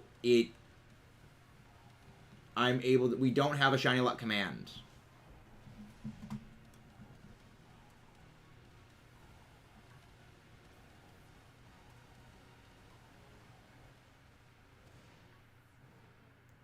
Yeah, the shinies will jump out. After seeing the base form for so long, when you see the shiny, it explodes in your eye, basically. It will jump out at you.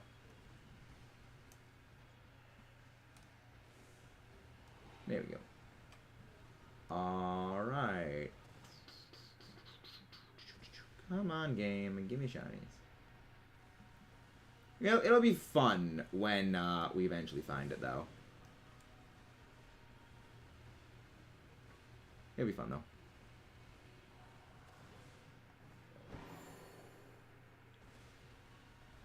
But I'm expecting we will get Roaring Moon by the end of the stream. The question is, how long is it gonna take? Well, no. It is a little less than like 2 minutes to basically go around the entire room. Alright. Again, I have a feeling we'll get Roaring Moon's shiny by the end of the stream. We just gotta throw enough encounters at it. Then again, it could be like Arcadet, where it just refuses to spawn because it's fucking cursed. And it just wants to be a spiteful little brat. It would kind of be fitting, like, you know, Roaring Moon and Armrouge, like, 2 of my favorite Pokemon that this gen added. And they both took for freaking ever to appear as shinies. So maybe the secret to me getting my shinies in this game is just don't like the Pokemon, and then the shiny will appear.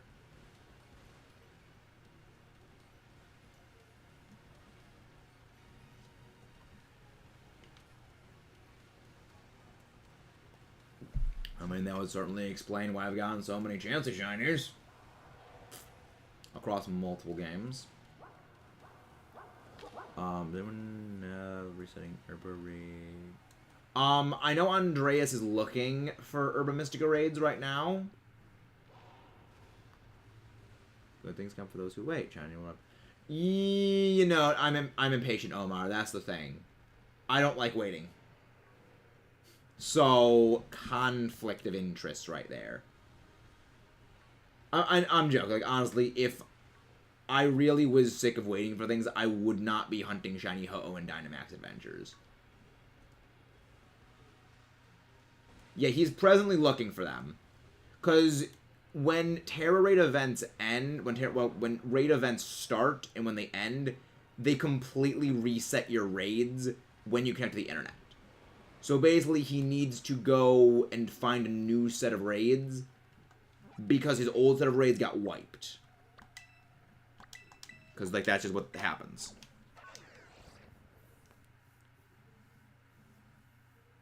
Alright, gamer. Thank you for stopping in. Thank you for stopping in.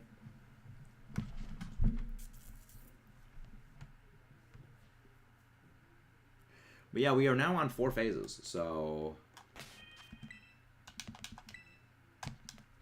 I mean, we've gotten a good lineup so far. Pickanickaning. Well, so far, Jimmy, we've gotten a shiny every single sandwich. It's just, they're not the shinies we're looking for.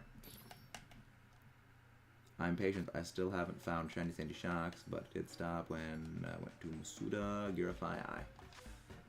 Not looking forward to shiny hunting that Pokemon, because I'm not a big fan of Girafai Eye.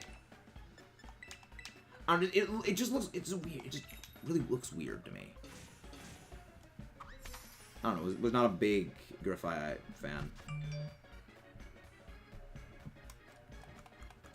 I would go with the tomato. Tomato. You go there.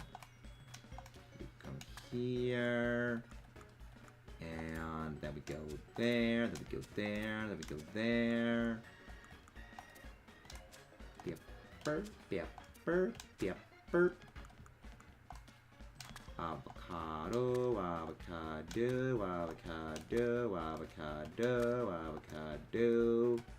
Avocados. I like if I would different pain. I mean, it's just, I don't know, it looks really unsettling to me. I don't know, it's just very, very unsettling for me. It's like the fingers and the drool on the fingers are just weird. I don't know. Just it's just kind of gross.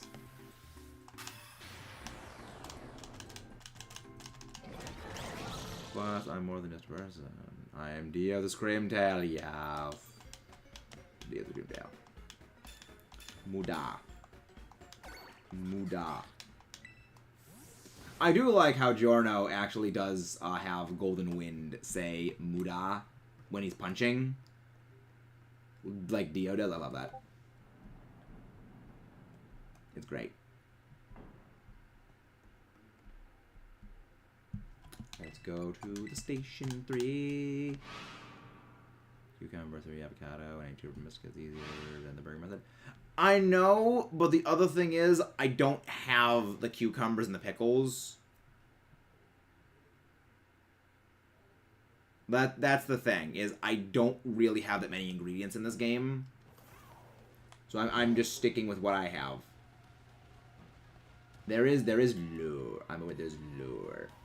Everything has lore. I mean, there's Metamax's lore. I'm not talking about it, but there is lore. That is funny on how many bird Pokemon in this game. I mean, there's a lot of bird Pokemon in most games. Like, Gen 2 had a lot of frickin' bird Pokemon. Like, I remember this was for a video that, again, like a couple of others, has kind of been scrapped. And I highly doubt we'll ever see the light of day again. But it was like, okay, let's look at how many, like, flying types are just in Generation 2. And it's like 20% pretty much of Johto's Pokemon that are new are just birds. They're just flying types.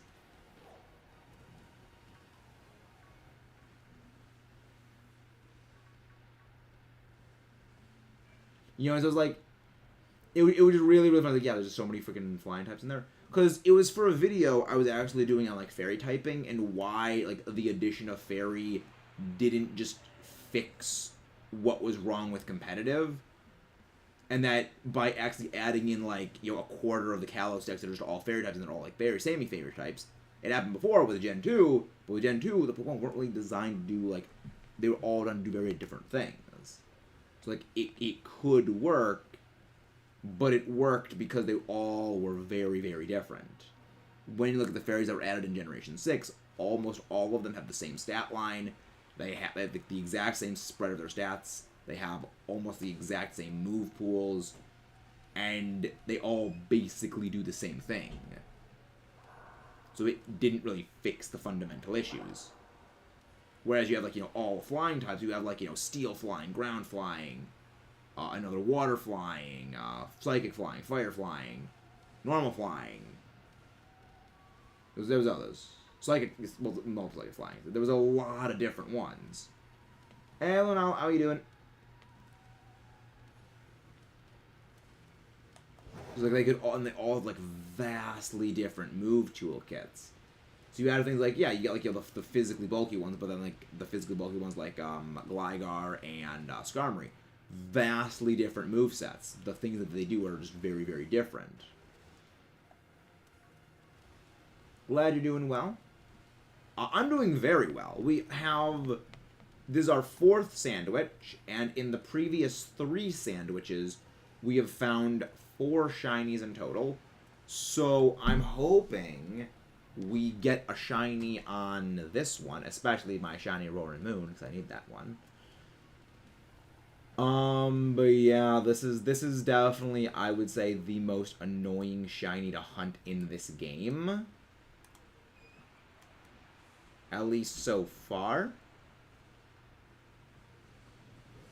Yeah, the good thing is the 4 shinies we got so far, we needed all of them. We needed a Golduck, we needed a another shiny Grievard, and we needed the 2 Zvilas we got. So, provided we can get, like, at this point, if we can get another shiny, if we can get, like, more shiny Gibble, or we can get shiny Roaring Moon, like, we're set.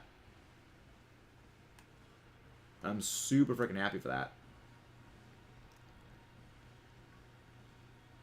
Because, like, this is the reason I want to do the Paradoxes first. Because they spawn next to Pokemon that share their typings. So it will be impossible to basically do a sandwich and not have some spawn interference. So minimizing that would be the best play, and that's what we did. We are minimizing the interference to maximize our shiny collection potential. We do a little all kinds of stuff and things. But also, guys, again, please don't forget to leave a like and subscribe if you haven't done so already. It is one small click for you guys, but it makes a world of difference for us here. Gotta think, what is the reaction I'm gonna be putting up tomorrow for the videos? We got so many good shinies today. I gotta figure that out for later. But I mean, it's always good when you have an abundance of shiny reactions that you don't know which one is gonna go up next. That's how you know your hunts have been going good over the last several days. Because we got the Sandy Boy, we got the other Sandy Boy, we got... There was another one, I can't remember what it is right now. Right? I remember there was another one. There is another shiny...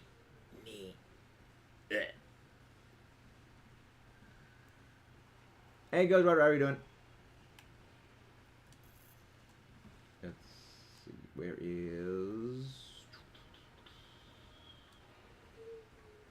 This would be... I mean, it would be so much easier if you could picnic reset here, but I get why you can't. It would kind of break immersion in the area.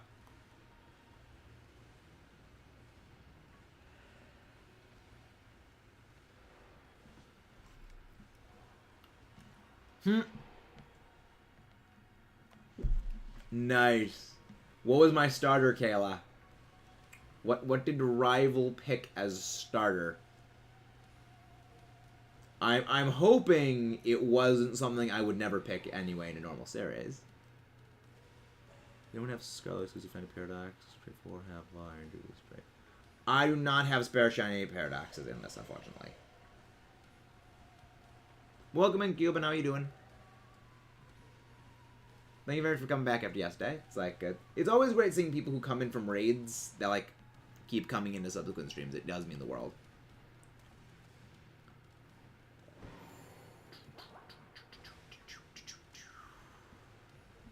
Freaking Roaring Moon.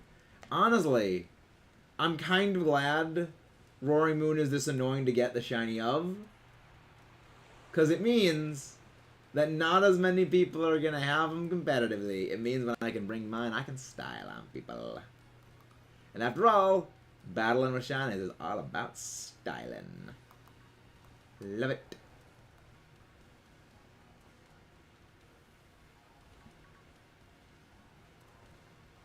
Two starter choices were Chinchou and Pikachu. Oh. Oh, did I at least pick the Chinchou? Please tell me I at least picked the Chinchou. Though, did you randomize it that I will keep the starter throughout the entire game? Because that is, that's one. I like that that's a setting in randomized that, yes, Rival keeps starter.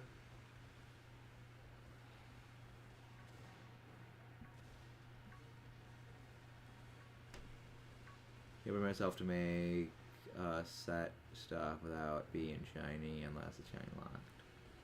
Interesting. Yeah, I just like shiny hunting and stuff. Like, I like bringing my shinies into battles just because, like, yeah, I didn't need to hunt it, but I did. Yep.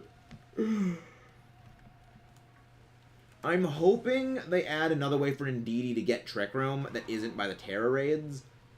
So I can get my shiny Indeedee when I eventually hunt it to have a Trick Room. But I am, like, still glad in the end that, yeah, Indeedee doesn't have Trick Room anymore with 0 speed IVs. Because it means if you have an Indeedee that has 0 speed and 0 physical attack and it has Trick Room, that is hacked. That cannot exist. Yeah, I would say when you hit 1,000, you should probably take a break from the Tatsugiri hunt pick. So, I have hit 1,000 on a Masuda hunt before, and there are times you just need a mental break from it. It's just you need to put some space between that hunt because that's pain.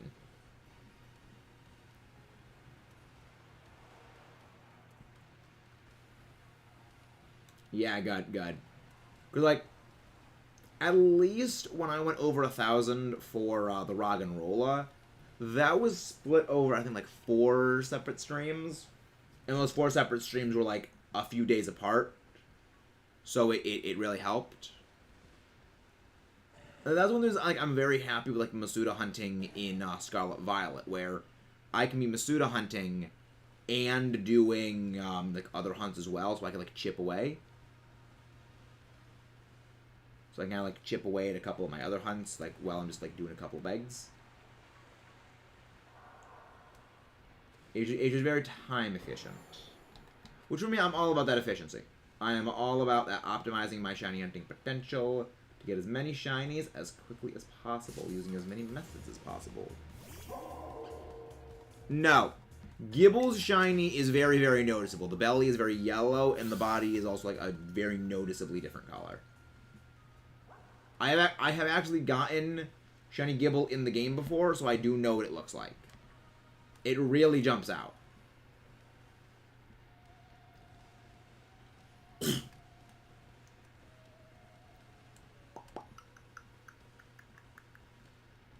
I love shiny Gibble. It looks so good. Yeah, yikes. That's almost triple odds, Daniel. That... Yeah. Have you been hunting that ever since Charizard was in Terra Raids? Because, yeah, that is worse than my worst Masuda hunt. I wish you good luck on that future hunt. I can actually show you how I got to this cave after this sandwich ends. It isn't that hard to find. Honestly, yikes. You've hit that hunt aggressively. Respect, sir. I really can't imagine starting a hunt and like getting that many eggs through already. That's insane. But yeah, I'll be able to show you where you get that, where you find this, Ahsoka.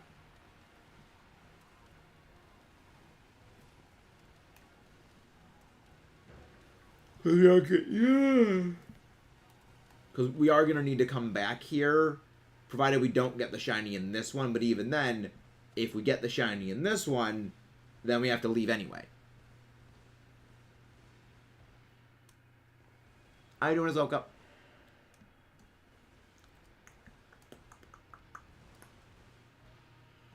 You interested in Pokemon Infinite?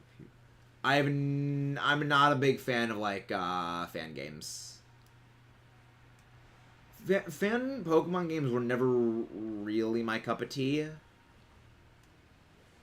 I'm one of the main reasons like I do prefer like the mainline games, because like I play Pokemon for like the story, and I don't know, I've found a lot of the fan games are a bit too edgy when it comes to like the stories, and also like lean a bit too heavily into fan service. I'm battling in the tower. Battling me in Pokemon Tower, I think is what it's called. I don't remember. I mean, this shows how little I actually know about Kanto. Like, the part of my brain where, like, Pokemon Kanto information resides is just a black void. There is nothing there.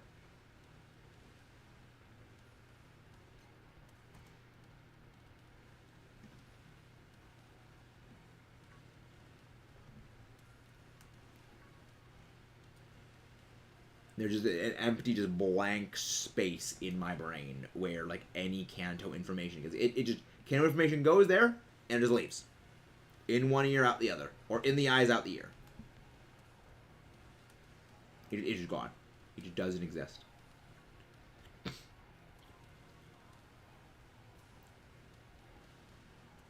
Come on, shiny, sparkle for me. Firstly, get out. Veg. I agree, Dragon Ball. Like, I agree 100% with that. Wish you luck for going for Roaring Moon. Wish you luck for this. I do indeed wish you luck for that. Brute Bonnet should be significantly easier because you have a much larger area where Brute Bonnet can appear, so its spawn density is significantly higher. But yeah, you should have easier luck with that. Thank you very much. Yeah, I hope I get mine. Mostly because, like, I just want to get the hunt finished. Like, I want to just send my Roaring Moon over to my Scarlet, not to my Violet version, so I can start battling with it competitively. Because I love Roaring Moon. Really legit. Ugh. Why am I yawning so much? Then again, I didn't really get much sleep last night. So, we might have a bit of an early ending stream here. But hopefully we don't. Yeah, Root Bound is pretty good for me. Got 10 minutes went by. Moongas, Snow, sandwich. Oh, we're using a grass sandwich then. Any reason you're not running a dark sandwich for a Brute Bonnet? Because whenever I go for shiny hunting with a sandwich, I always go for the sparkle power typing that minimizes the number of encounters, like the number of other Pokemon lines that I will be getting. So that way it's like, I only find, like say, like when I was hunting Iron Moth, I switched over to Poison, I switched over to Fire. Because there's only Talonflame and only Talonflame and only Iron Moth spawn on those, and Talonflame is contained to a very specific location. Like exclude isolated in our. Oh, Region 4. Really? Oh yeah, right. Yeah, I don't really play this game all that much. I play Violet a lot more, so I don't really know where all the locations for everything spawning are. That's actually a very good point. I actually did not realize that, and that is a good tip for the future. So, are there any dark types that actually appear in, like, upper area 0, I guess, is the best way to describe it? Like, area, like, station 1 to station, like, 3? Are there any other dark types that spawn there?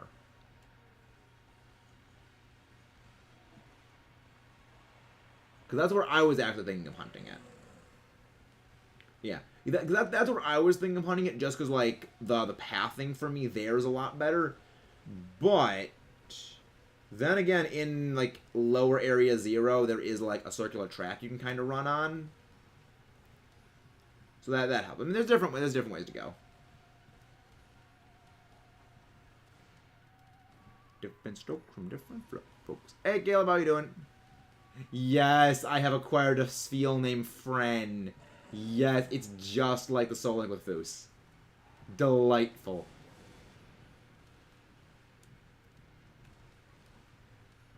Freaking Roaring Moon sparkle already! Just get slightly green. I just want my shiny. Like, just give me my sparkles. Would you kindly, game? Actually, if I could screw off, because I want it. I really, really, really want it.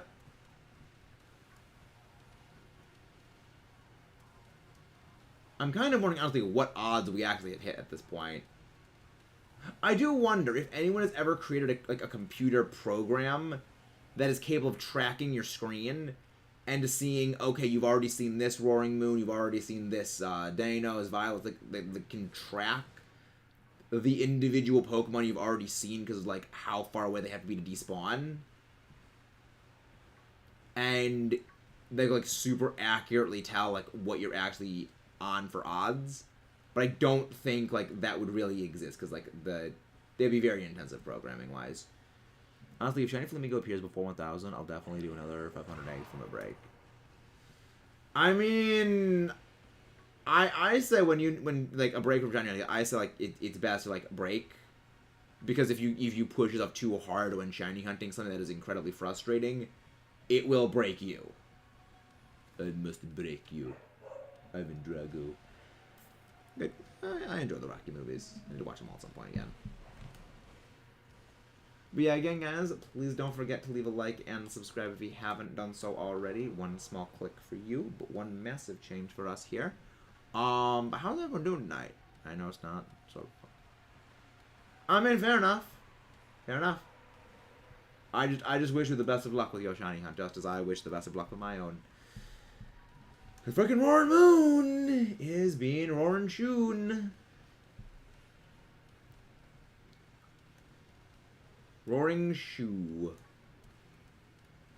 Though I swear, if I find another freaking shiny Vaporeon, I am honestly going to probably put a hole through my freaking window. Not actually, guys. I'm not actually gonna do it. But, like, it's annoying. Just annoying. It would be fitting, though, getting a shiny Vaporeon when hunting Roaring Moon, just as I got a shiny Vaporeon while hunting, Iron Valiant.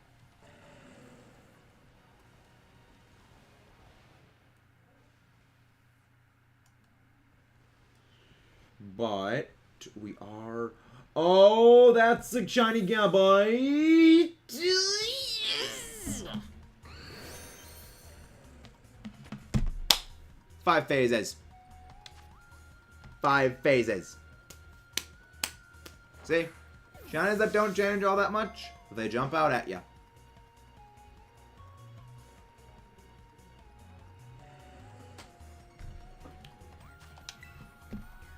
Yeah. Again, the shinies that don't change much, they do jump out at you like... They stand out.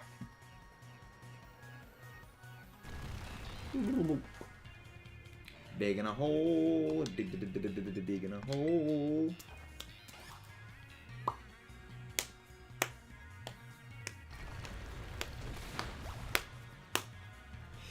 Get the ball. So we have hit our 5 phases. Apple. Wow, nice. Nice, Kayla. I like how Shiny Gibble gets progressively worse. I like Shiny Gabite. I like the more purplish color. Like, I really like the darker blue. Nice, Shiny Root Bonnet, delightful. Purple. How many phases before Roaring Moon? Roaring Moon.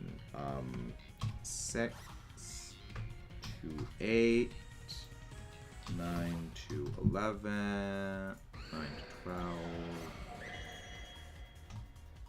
Yeah, because that's enough numbers. 13 to 16. There we go. Get the ball. I agree, Caleb. I don't mind it. I think it's not bad. The horror that is the shiny hunt for this thing freaking continues, though. Like, again, I think we have found a more cursed hunt. I don't think it's more cursed than Karkadatch. But I think it's slightly close to being about as cursed as Karkadatch was. Go slip.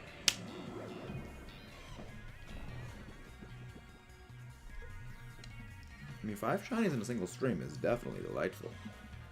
It's 5 shinies delightful. Get them all. How fitting, I finished the Cynthia script earlier this morning. So, that's a shiny.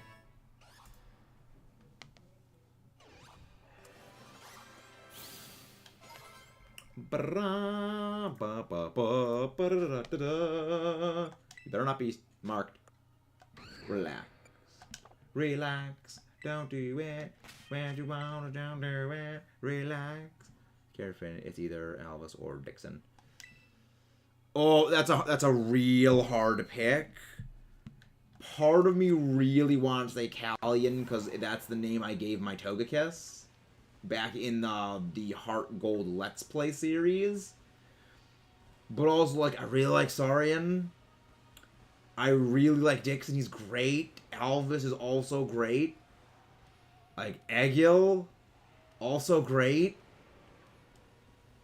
Like, a number of the Mechanis characters, really damn good. Like, even Ricky's wife has, like, a couple great zingers. So, like, it's really hard, but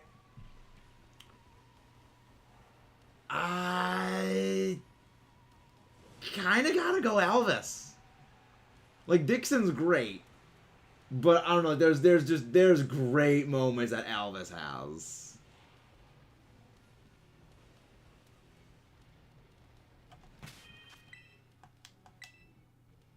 I mean, I would say villains technically qualify as side characters to a degree. Because, like, it comes down to what you refer to as main characters. Like, main characters generally means, like, protagonists. But, yeah, I can see what you mean by that. It'd be cool if a shiny Pokemon and a shiny mark would be like, yeah, the shining. That would be pretty awesome.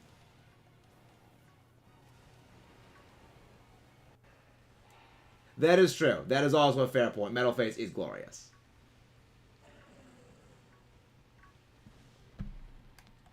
Like, Xenoblade just does characters so well. The game goes so hard on literally every aspect.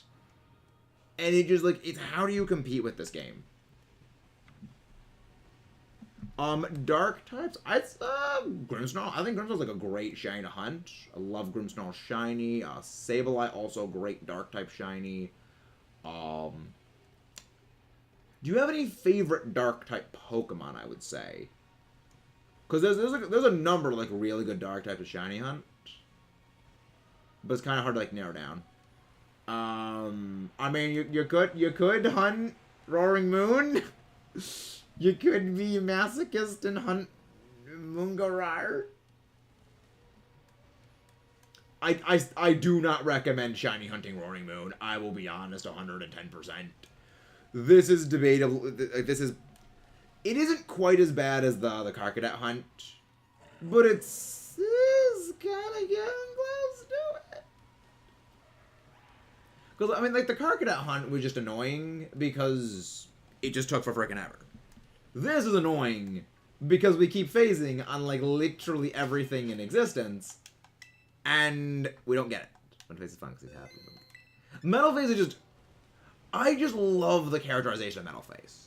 There's a video that I would like to send you, Caleb, about, like, Metal Face's writing and, like, why he's such a great villain, but it covers a lot of spoilers for, like, because it compares, like, to other characters in the game. So it's like, can't really send it, because then it will, like, spoil the shit out of things. What's your favorite shiny dark type? I'm like, Bisharp's got a hell of a shiny, though. I gotta say, though, my favorite dark type shiny... That is a strong list. Because, like, there's Roaring Moon, there's Hydreigon, there is Bisharp. There's some really damn good ones on that list. Like, I don't really care much for Sableye as a Pokemon, but its shiny is, like, top freaking shelf.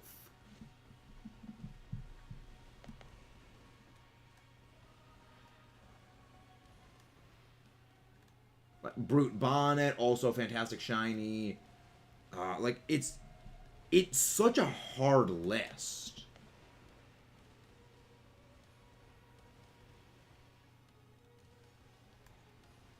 Got a shiny is Violet second one. Nice. You gotta love those early shinies.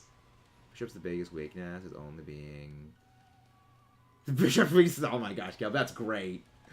That is a very me joke.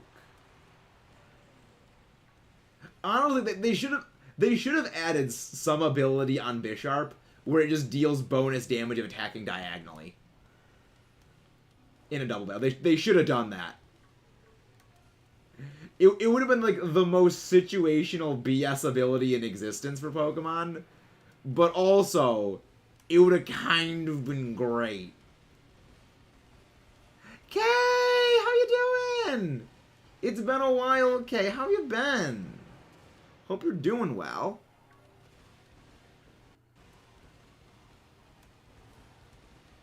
Oh, that's a false. Okay, that makes sense. I used to just like devour False Swipe Gaming's videos. I don't know why like I stopped.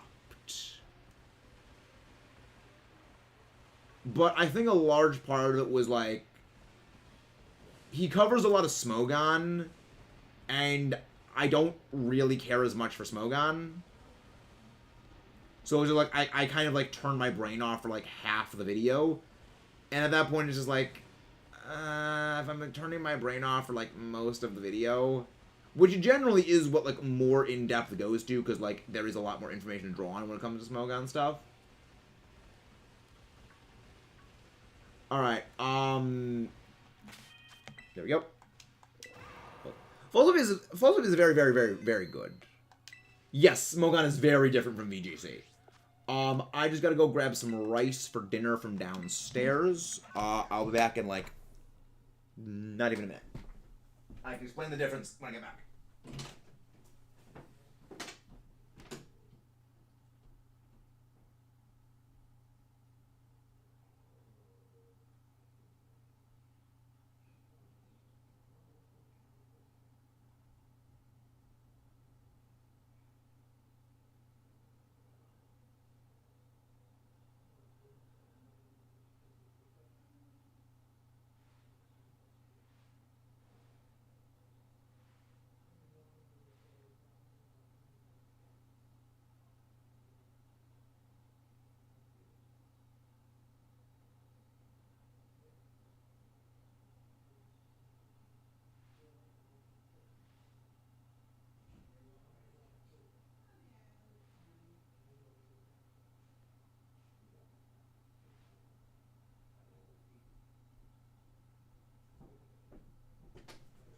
Okay, back. Alright, so differences between Smogon and VGC. Smogon predominantly focuses on singles, whereas VGC is exclusively doubles. Another major thing, very major one, VGC is official. Smogon is a fan rule set. But more specifically, one of the major differences is Smogon allows the use of legacy moves. Smogon is essentially designed in a battle simulator based on what could possibly exist. So, like, transfer moves from Gen 3, transfer moves Gen 4, 5, 6, 7, all of those are allowed in Smogon. However, VGC, you are not allowed to use transfer moves. So, you can only get Pokemon within, like, the actual game itself with the moves they get. And a few other things. Smogon will, like, spot ban certain things that they think are too powerful. Certain strategies are also banned. Whereas, like, VGC, it blanket bans, like, box art legendaries for their first formats. Mythical Pokemon are banned because they're event only.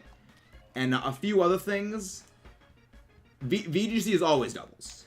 VGC is only in doubles. That's kind of like the biggest divider is if you say doubles, people generally mean VGC by that. When people say singles, they generally mean Smogon, because VGC is always doubles and Smogon is generally played in singles.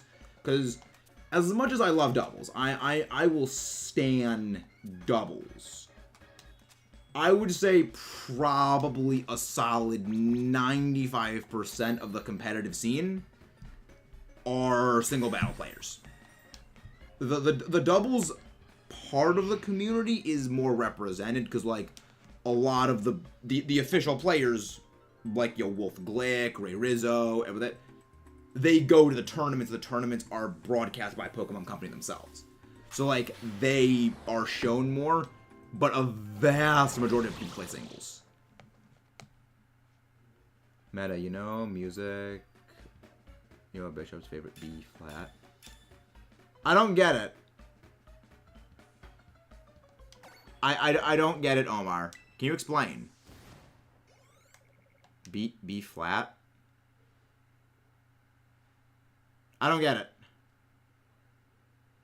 Oh, B sharp. Okay. That makes sense.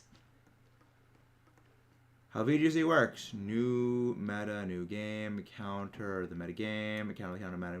I mean, not exactly. The way VGC works now is every couple of months they will add like a new rule set. So like Series 1 VGC.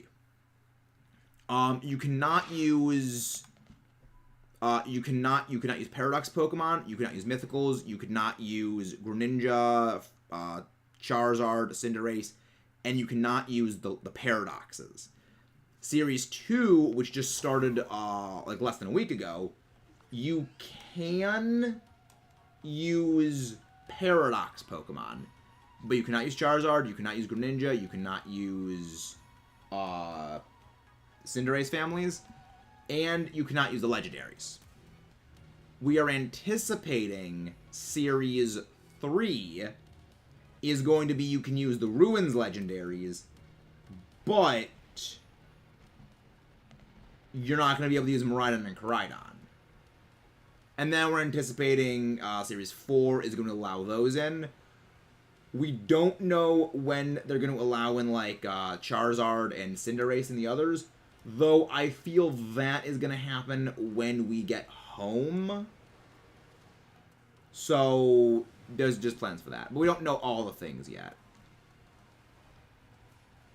But yeah, I prefer VGC's rules. A large portion of the reason I just prefer VGC's rules is I do like the reasonings behind the rules more. I can get behind VGC's rulings more than I can kind of get behind Smogon's, because Smogon's are kind of certain thing exceeds a usage percentage at an arbitrary number. We put it to a vote to ban it or not. And a lot of personal bias can infiltrate that. Whereas with something like VGC, it's like, okay, all Paradox Pokemon are just flat banned until new rule set, until like the next series comes in. And I just prefer that. But I mean, I know everyone has like their own rules. I can understand the rules more. Yeah, you mentioned that you got the full odds shiny Mankey. Nice work on that.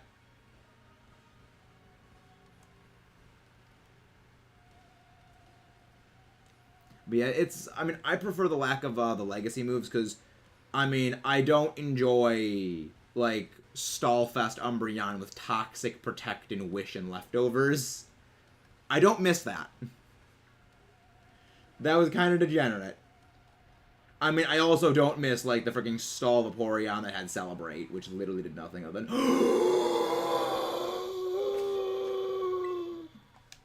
Red Moon! Get back here. Get back here. Let's freaking go, people. Look at them pearly whites. Look at them pearly whites. I love it. Now, go slip. We got it.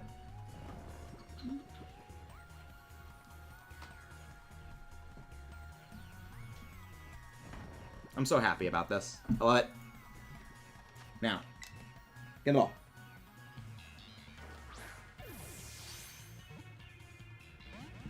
Okay, let me check to see if this thing actually has any recoil-inducing moves. Roaring Moon. Roaring Moon goes, moon go roar.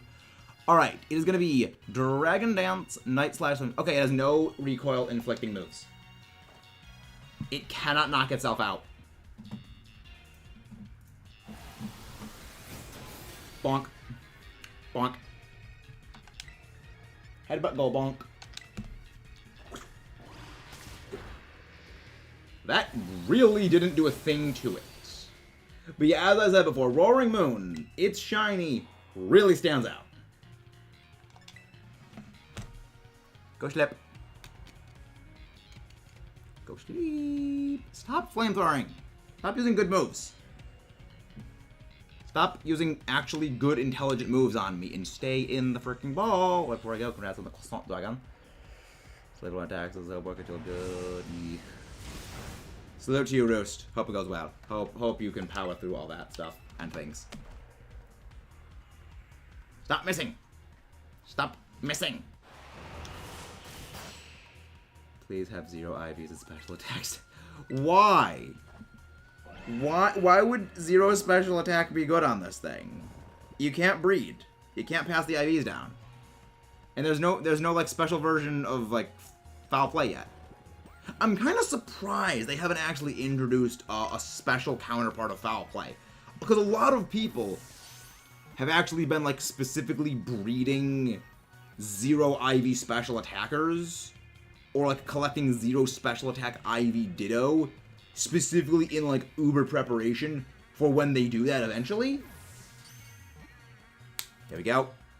And that we go. That is our shiny Mungo Rar. Please be marked. I'm happy. Come on. Wait. Go back to the nature. That is the perfect nature.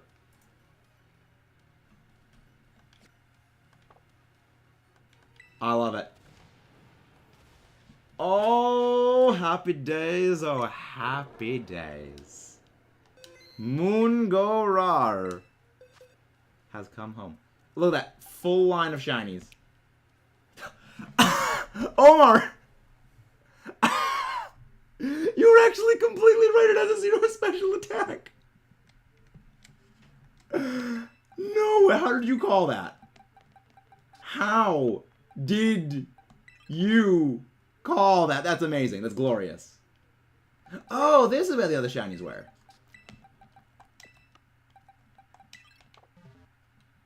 That was glorious. That is absolutely delightful. Okay. We've still got a long while left on this thing. Aw, Roaring Moon, go sleepy, bye. Okay. Okay. How about we go heal? Then we go looking for our other shinies. Because now that we have a Dragon Sandwich, Roggen, and Rollin', we need to go looking for Gibble and Dano. So actually, now that we have gotten both 2's Hydreigon, well, 2's Violus, we do need a Dano. Stop late, champ. Heal the teeth. Let's frickin' go. Let's go. Then again, you are indeed. You are a Screamtail. No, we just call that Omar. We call that Omar doing Omar things. Okay, so we want to go there. Oh, I didn't actually get that, I actually haven't registered that watchtower yet. I need to go do that at some point. I basically predicted.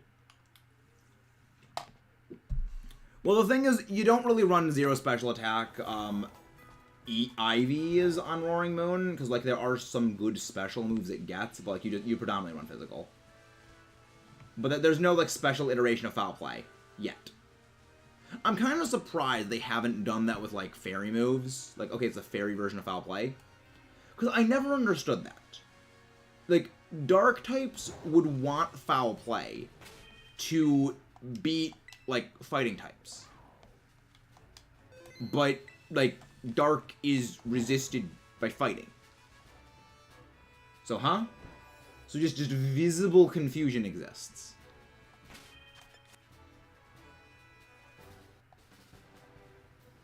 I thought you were gonna say the exact same sentence before. Well, what sentence is before? I say a lot of sentences. Alright, let's head into the cave. Alright. Ew, Dino! Look at Dino! He's so cute! I love them. They're so adorable. I love them. They're angry little dragon. I love them. I want to give them head pats. They deserve head pats. Well, I haven't made that yet. Oh, I'm surprised I haven't made that yet. Oh. Yeah, I mean, there's a couple of moves I am a little bit surprised they haven't made. Look, I was expecting them to make more moves in, like, the same vein as, like, freeze dry or, freeze dry flying press, where, like, they're moves that deal, like, a bonus level of effectiveness. Or they have, like, some alternate, like, they have, like, a different effective profile. Like, I wish they would do more of those. Because I remember saying, yeah, the ultimate, like, people complain about Hydreigon. Okay, add in, like, a bug or a fighting move that deals bonus damage to dragons. Like, you got, like Dragon Fist or something like that. And then it's just like, okay, well, then you're immediately Hydreigon is no longer an issue. And the other thing is, it is restricted to, like, being good against pretty much exclusively Hydreigon. Well, Hydreigon and Dialga, which actually, yeah, well, then again, Dialga's already weak to fighting. So it wouldn't really fix that much. Also, you... Okay, no, that's just lighting. You're the same blue. I'm blue.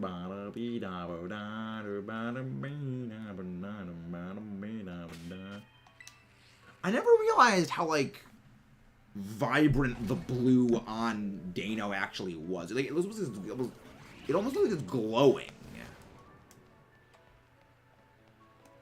But yeah, I need another Gible, and I do need another Dano. So this is absolutely the perfect spot to hunt.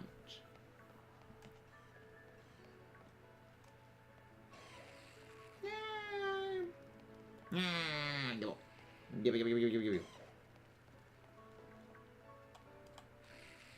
Yeah. I love them.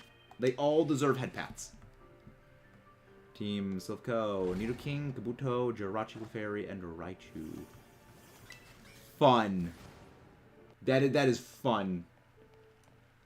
I love how you got a Jirachi on. Like, Jirachi's broken. Well, then again, Jirachi doesn't have Serene Grace Ironhead yet, so it's not 110% broken. Did you randomize abilities, by the way? Because I'm always curious to see if people do, like, randomized abilities, like, non-randomized abilities. Because, like, that's always super fun seeing, oh, yeah, like, here's a thing that gets, like, huge power. So I remember from the Sleep Lock, we had Porygon 2, like, Porygon with huge power. Could he Dino? Dino? No, Dino is Dio. It's Dio. Dino Brando.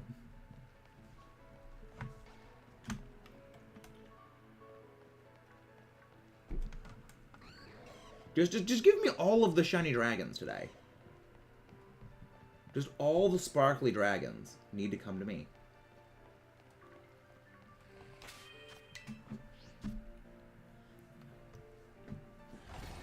Yeah, I'm happy. I'm happy that we got our Aurora Moon today. The most annoying shiny to get in Scarlet and Violet, in my opinion, has been acquired. Which means I can kick back, take it on easy street, and I have no flippin' clue what my next shiny Paradox hunt's going to be. Now... Oh, the guy in the Defense Force? The guy in the Defense Force. I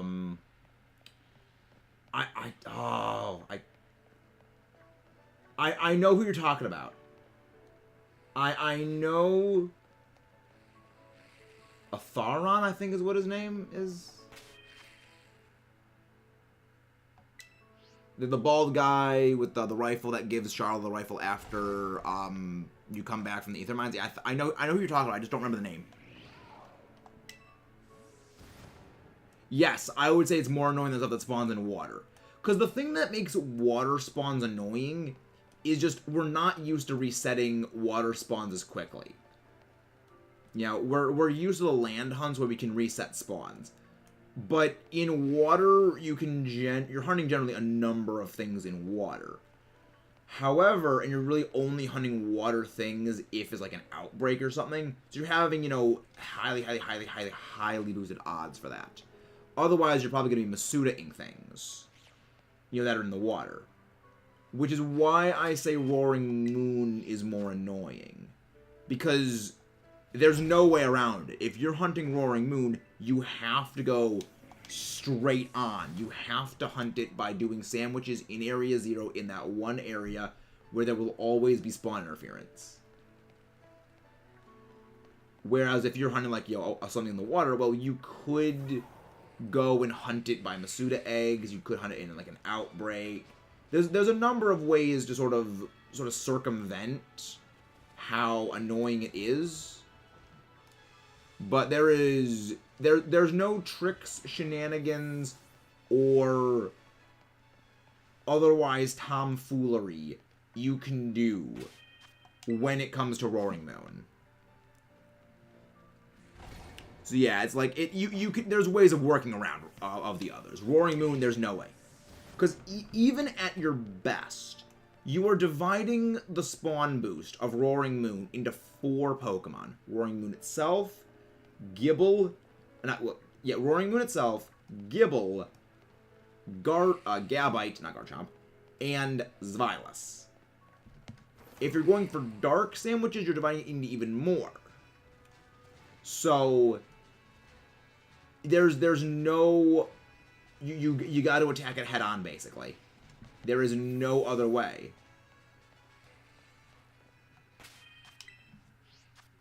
But yeah, it really comes down to your perspective. Like,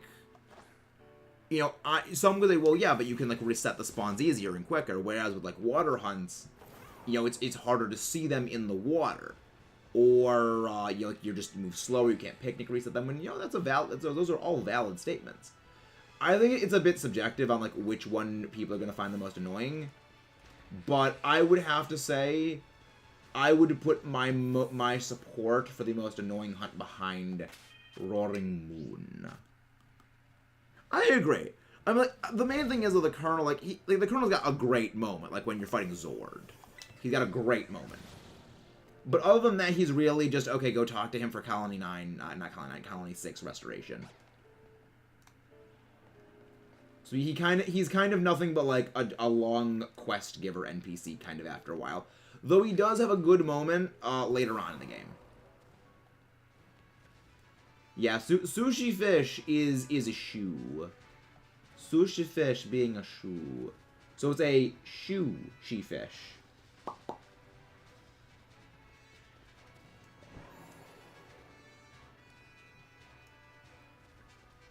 For a second, I thought that one looked vaguely green. And I got really excited.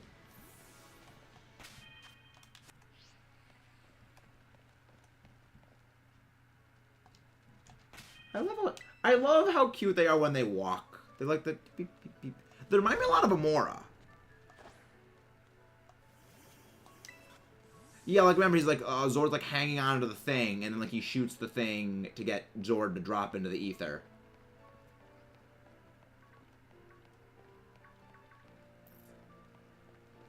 Or was that Charlotte thing? Like he rams Zord with like the construction thingy.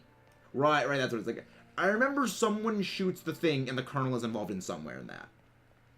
I don't remember the exact trail of events.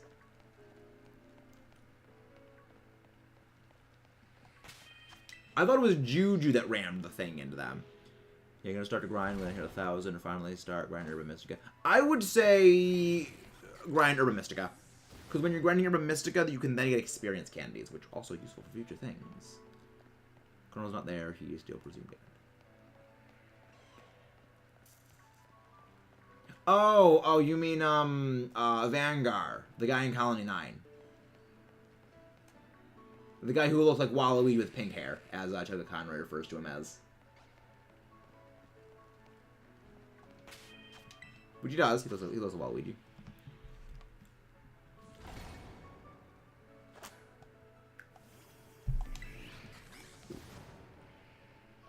There's so many characters in Xenoblade, it's just... I don't know how they came up with having that many characters, but and they give like all of them like a decently sizable amount of time. Like most of them, not all of them get a lot, but like they do a good job with it. At some point, I am thinking I would like to do a series for Xenoblade, but I just think the one issue with doing a Xenoblade series is I'd say it's a bigger game than Breath of the Wild. Because, like, I'd say Breath of the Wild has a lot of stuff to do, but a lot of the stuff in Breath of the Wild is, like, the Korok seeds. There's 900 Korok seeds. There's only, like, 130 side quests you can do in Xenoblade. But, like, those are big quest change.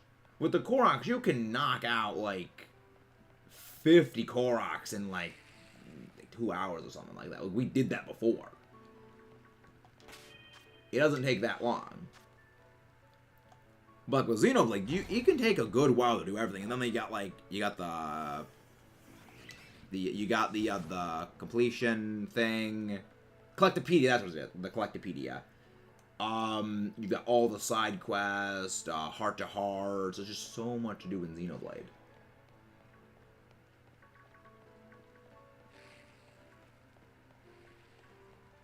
I was gonna start like 12 hours side quest. I wouldn't say it's the story is that short. Because you gotta remember, you're generally gonna be doing side quests in conjunction with like progressing the story, because if you do the side quests, it will help you level yourself up. Randomized leaf green. Our good friend Ash is randomized noise. Yeah, you might be a little under. I wonder if they actually rebalanced some of the side quest experience points that you get. But also remember, you get like affinity with an area, and that can unlock new side quests. And you also have something to talk to NPCs before a side quest can begin. So you may have like other side quests that are available that you just don't know about at present. Thank you very much, Pixel. Have a good day. Thank you very much for popping in. Have a wonderful, wonderful night. And, it was fun.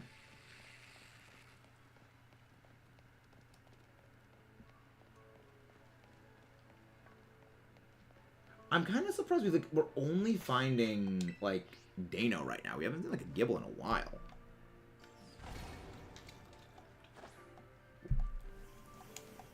I'm pretty sure Dano's shiny is like it's got green. Yeah, there we go. There's pretty like Dano's shiny is like also green. Yeah, it really stands out. Yeah, we would not have seen one yet. I would have recognized it. Oh, there's Gibble. I was like, yeah, there's Gibble. Where we weren't seeing the Gibbs, but there they are. Yeah, it also is green in the same way that Xyvalis is green. So we will be able to tell from a distance.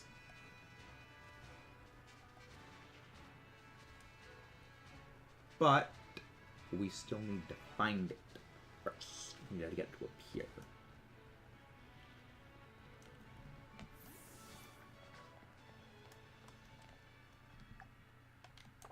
Friggin' wow, we still got a lot more time on this sandwich. I didn't think we had that much time left. We have 4 Gibble and 2 Xyvalis before my Roaring Moon. Hopefully, you guys... We did. We got our... yeah, Matt Pryor. We got our Roaring Moon quicker than that. We got 2 Xyvalis and a Gabite. But we are also going for a Living Shiny deck. So we needed those. But we also phased on a shiny Grievard, which was non-boosted, and a shiny Golduck, which was also non-boosted. So we got a bunch of shinies.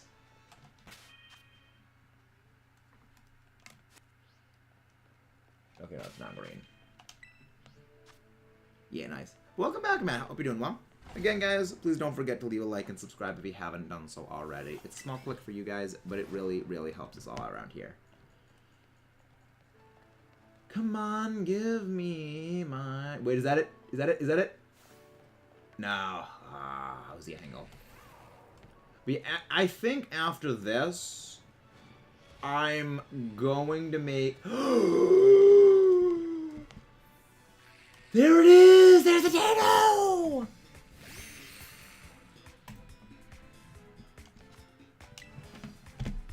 We got the full family.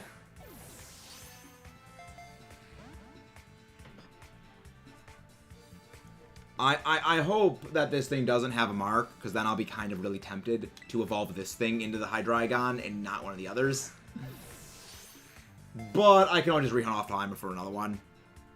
Let's go, boys. Let's go, ladies and gentlemen. The shiny has acquired. The shiny has appeared. Delightfully so. Go sleep.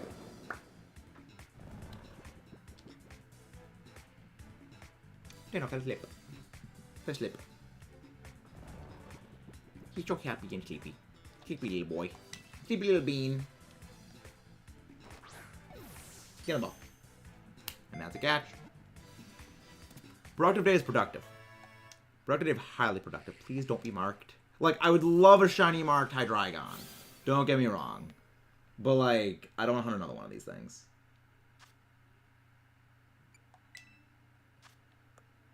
Okay, it's not marked. Aw, gentle by nature. Aw, adorable little baby. Adorable little baby. We love it. Okay. Actually, let me go check something real quick. I would like to ask you a question.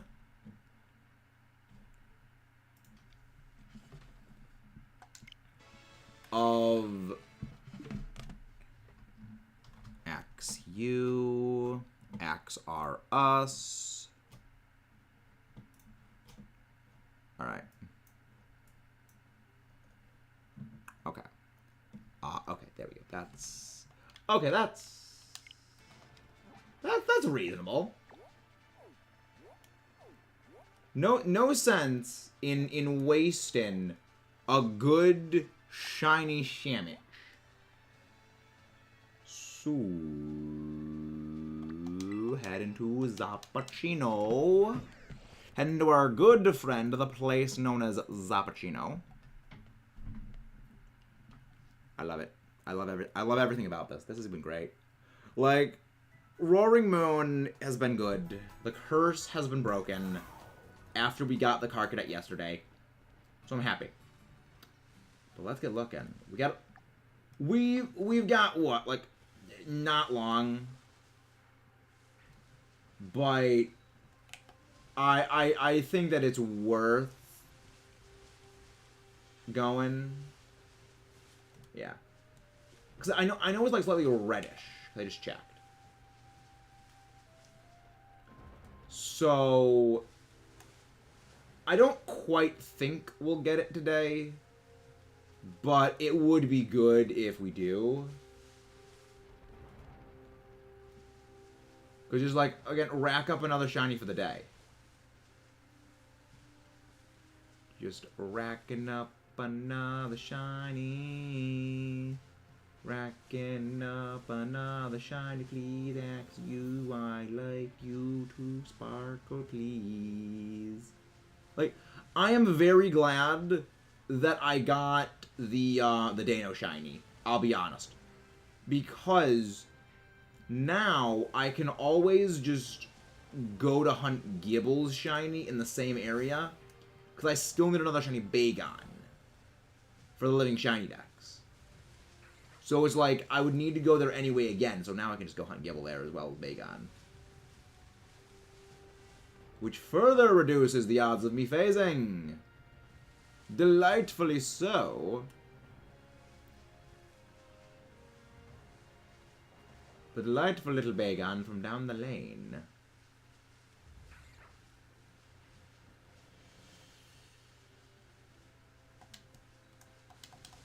Okay. Gimme. There we go. Excusor. Oh, there's Sneasel Terror there. Did not know about that. I discover new Terror Pokemon set spawns every day.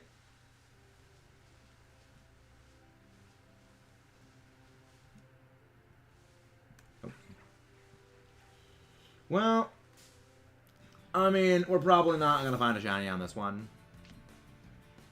Yeah, I know. I've gotten a lot of my shinies as well in the last 2 minutes.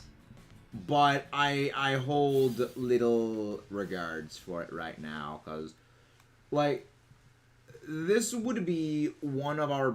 This would be, like, tying our original record of most number of shinies on a single sandwich for, like, the 7th time. And every time I say that I don't think we're going to get it, I know the game loves to prove me wrong. So I'm kind of tempting fate by saying that. It is my way of tempting the game to give me a shiny when otherwise it wouldn't. Yeah, that game? I don't think you'll do it. No balls, game. You don't got the cojones to give me another shiny. You ain't got them. Always squeeze out the second shiny. Yeah. I mean, this would be my 3rd shiny on the sandwich if you can. Because we got the Roaring Moon on this one. We got the Dano as well. And now I want to try and go for a Axew. I love Axew. The Haxorus is just like one of the best shinies, I have to say. It looks so good. Haxorus itself just is probably one of my favorite designs from Generation 5. And the shiny, just the fact that this was one of the shinies before they stopped making the algorithm-induced shinies, like, highlights it even more. Like, this is why I love the algorithm shinies. Another thing I don't like, there's definitely some shinies that have been, like, deliberately made that they have been doing since Generation 6 started that I do like. Like, I love Shiny Palossand. I think it's great. But, for me, a shiny it just packs more punch, I guess, like, lack of a better term, but this is the way it impacts me when it was an accident. You know, it wasn't, like, deliberately made. All other dragon shinies except Goodra are pale in comparison. Yeah, just his favorite shiny to make him upsetty spaghetti. Really? Justin's favorite is Haxorus? I didn't know that. We got in us, I say, one more shiny sandwich hunt today. We got one more.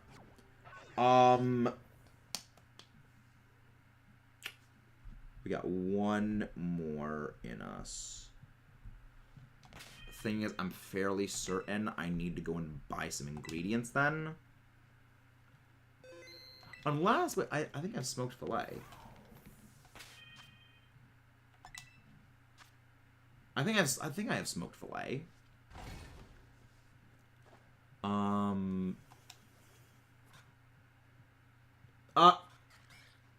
was weird. Oh, I don't have any pecks. Okay.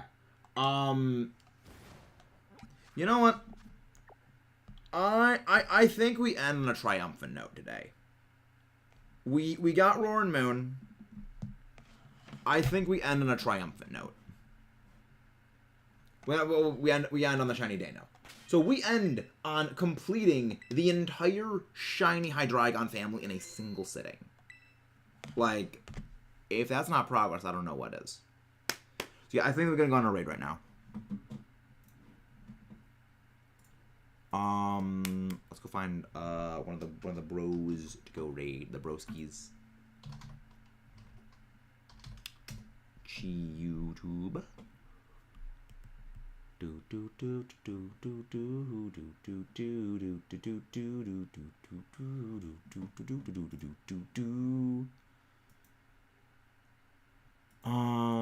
Who are we gonna go and raid?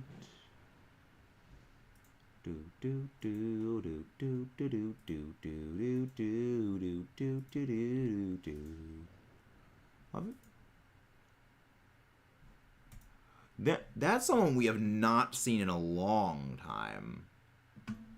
We have not seen Shiny Haunter SJ in a good while. Let's go raid them. See you guys next time. Let's rock and rolla, everyone. This was delightful. See you guys.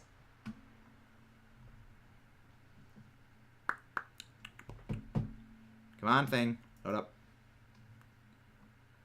Come on. Nightbot. Come on. Fine. You know what? There it is. There you go. See you guys next time. Let's rock and roll.